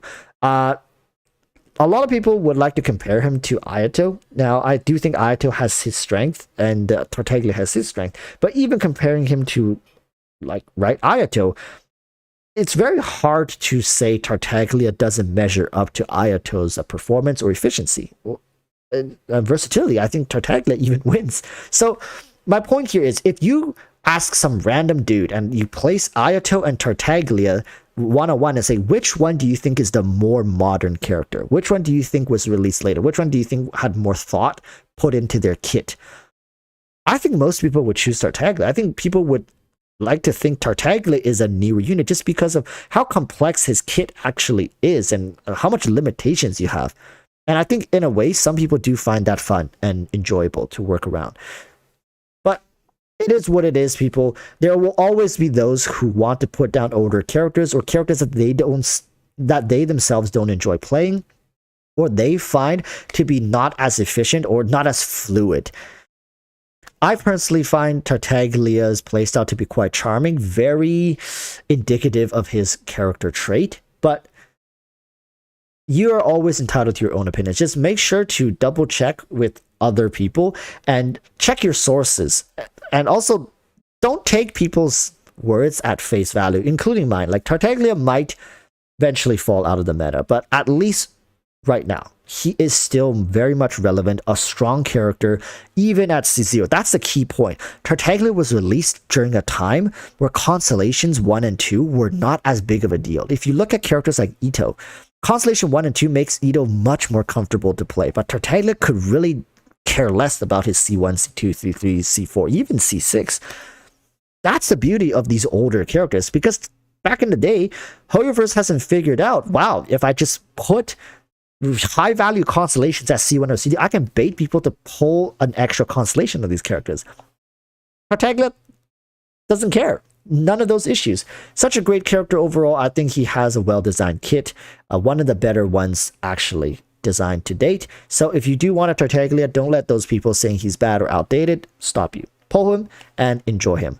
But do remember to put in the time to learn him and to play towards his strength and not try to overcompensate for his weaknesses. Because at the end of the day, that's just going to waste a lot of resources and time for you, and he's not going to really shine like the way he's supposed to be. So with that said, thank you guys so much for watching, and yeah, thanks chat for being here, supporting me. We bouncing ideas back and forth. If you want to come join us right here on YouTube live stream, 7 p.m. to 9 p.m. Pacific Standard Time, Wednesdays and Saturdays every week. All right, so till next time, urge y'all to stay safe. Peace. Bye. Okay. I'm gonna go edit that later. I'm probably gonna release that video today because I just want people to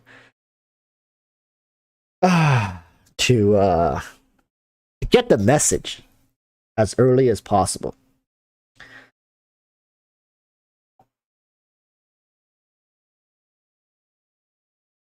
That was good. Thank you.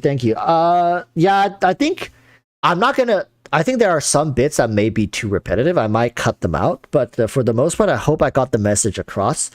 Might have to include some footage, some team options. Should I make a Tartaglia team guide video? I might just make a Tartaglia Dendro video because I have a video on my channel about his teams back in the day, and I think those teams are still relevant.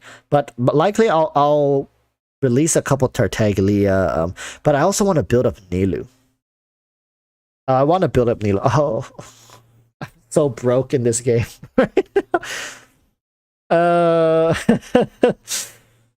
I need more EXP books. Look, like I have no EXP books.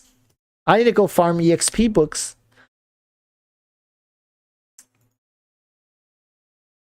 My goodness. This game is just eating away at all my resources.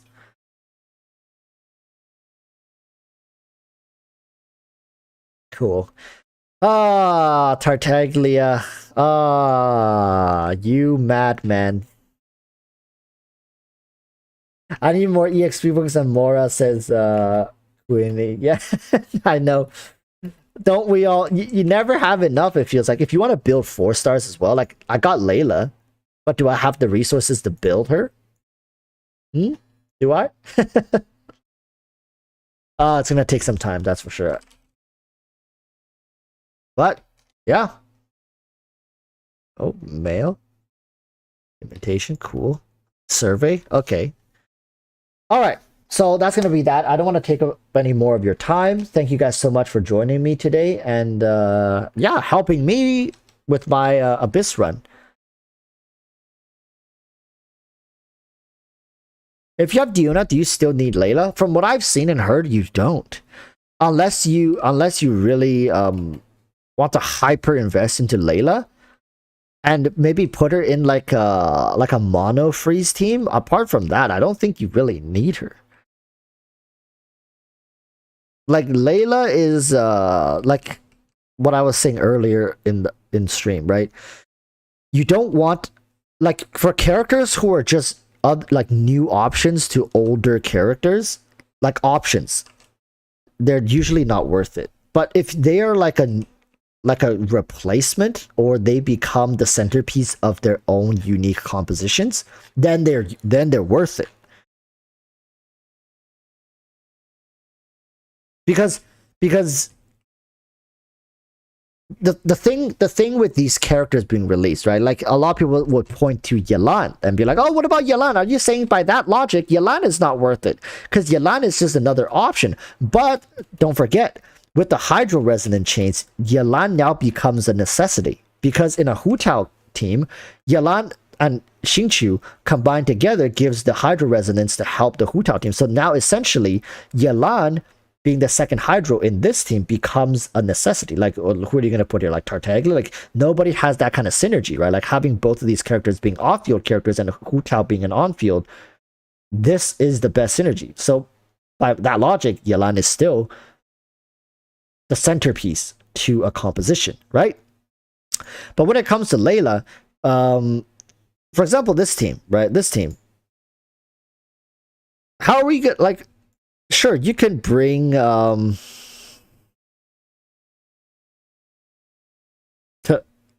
like remove Kokomi, I guess. You can bring up, is this even a good team? Like this, right? Is this a good enough team? I think it's not bad. But like, what's to say that what like this would just be like just as good, kind of just as good, similar, right? So then Layla starts becoming an option and not a necessity. Now, asking a 4-star to be a necessity upgrade over other 4-stars is a tough ask. It's definitely something that's very rare, and I don't think it's ever happened, right? So I don't know. 5-stars usually fulfill that role. So to answer your question, Layla doesn't seem, so far at least, doesn't seem to be game changing for any particular comps. But that doesn't mean in the future she won't have roles to play with new characters. Is that potentially copium? Yes. And is it smart of us to assume that and build our accounts that way? No, because nothing is definitive. You don't know. So it's best to get her on reruns or have her like spoof you randomly one day when you're summoning for another character than to hyper invest into her right now for the sake of FOMO. It's never worth it because that's what FOMO is. It's there to get you. Where is my Kokomi? I've been looking for her this whole time as I'm talking.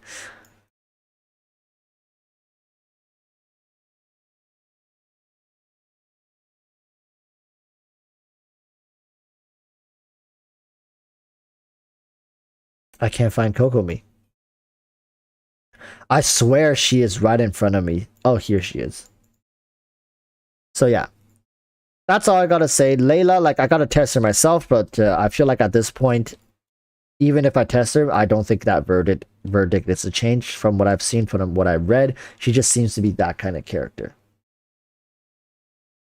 Weren't you skipping Nilu? Yeah, but what I ended up doing was once I saw what Nahida could do, I pulled on the Nilu banner and I was saying like, okay, if I win the 50-50, I'll get her. If I don't win the 50-50, I'm not going to force it. And I ended up winning the 50-50.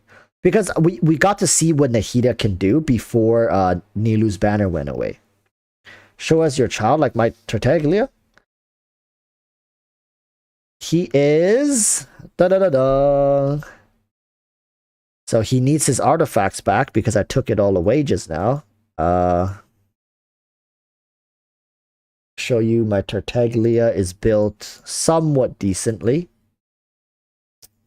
Amazing? Game breaking? Probably not. But I put in a bit of resources into him, as you guys can see.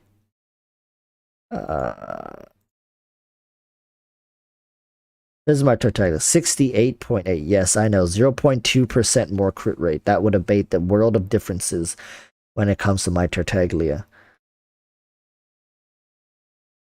He has 82 EM. 106 energy recharge, and the rest is like, you know how it is. You know how it is. He is Ascension 6, so I did bother farming enough resources to get him here. But yeah, pretty well built in my opinion. He's pretty strong. I even...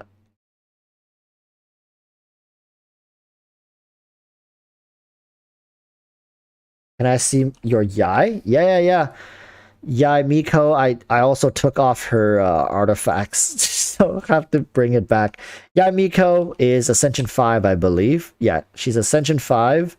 I don't have her weapon, actually. And as you guys saw earlier, I was contemplating. Whenever I run Yai, I always run these artifacts with her. Yai Miko. Why is it energy recharge? Oh, no, because she's just holding it for someone else. Gotcha. Hmm. This one?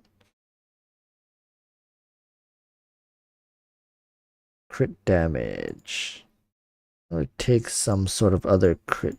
No. She usually runs a crit rate piece, if I remember. Maybe this piece. And then her weapon is this one. This is roughly like this. This is my Yai Miko, 65.7, 196. Something like that. Talents are like 577. I haven't hyper invested into these characters because I just feel like they I like, not they don't need it. I don't need it. Tartaglia is 288. A lot of my characters only have talent level 8. Wait, this one's talent level 7. Is it? Right? Because if it's talent level 8 plus the constellation thing, it should be 11. Yeah, talent level 10. Jesus. Constellations be broken, boy. I'm still contemplating if I want Zhongli C6. C6 Zhongli would make my Hu Tao team a little wonky. Right?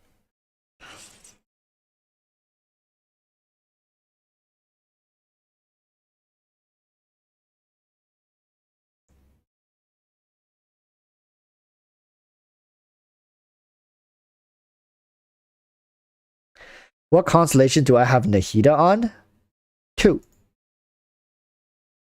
C4 Nahida is when 1, 2, 3, or 4. When 1, 2, 3, 4, or more nearby opponents are affected by all schemes of no seeds of Zanda, Nahida Master will increase by. I think C4 is not that good.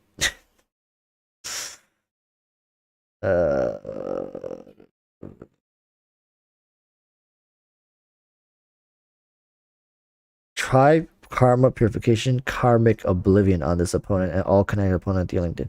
I don't know. C6 Nahida seems okay as well. Like, it's not broke. Like, I don't know. At least from what it reads, it's not broken.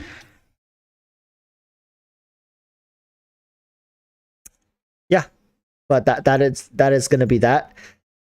So much stuff I need to work on this account still. Like you guys probably know, I'm not like crazy. I don't spend money on resin refills and stuff like that. So like my account progression is very casual.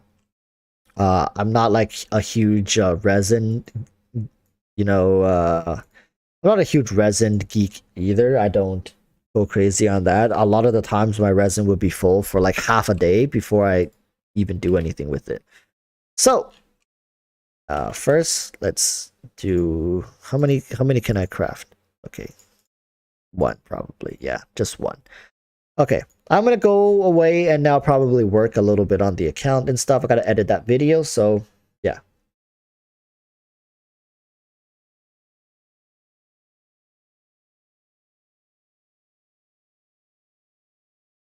Yeah, join my Discord. Look forward to future giveaways. Next stream is gonna be on Wednesday. I don't know if I might want to showcase a couple Tartaglia teams if I can get Nilu built up.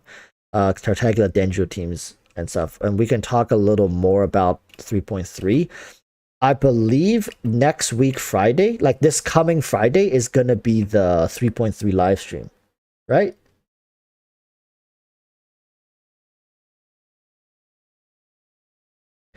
Abel Segura says, "Hey, bros, can I talk with the mod from your Discord?" Yeah, you can always DM them if they're free and they're down to, you know, if they're down, then you can, yeah, you can cooperate with them.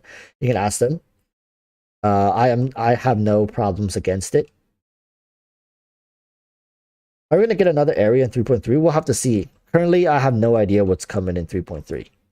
I'm actually excited for 3.3's the card game because I made a video talking like my theory about the card game being the potentially one of the bigger releases, and depending on how it does in game, we might see even like future projects relating to the card game stuff at IRL. So I do think HoYoverse likely want to put a lot of attention and effort into this card game because of how much potential it has to grow into something much bigger than just like a separate game mode within Genshin, right?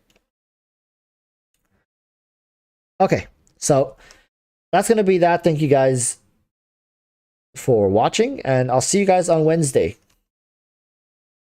So then stay safe.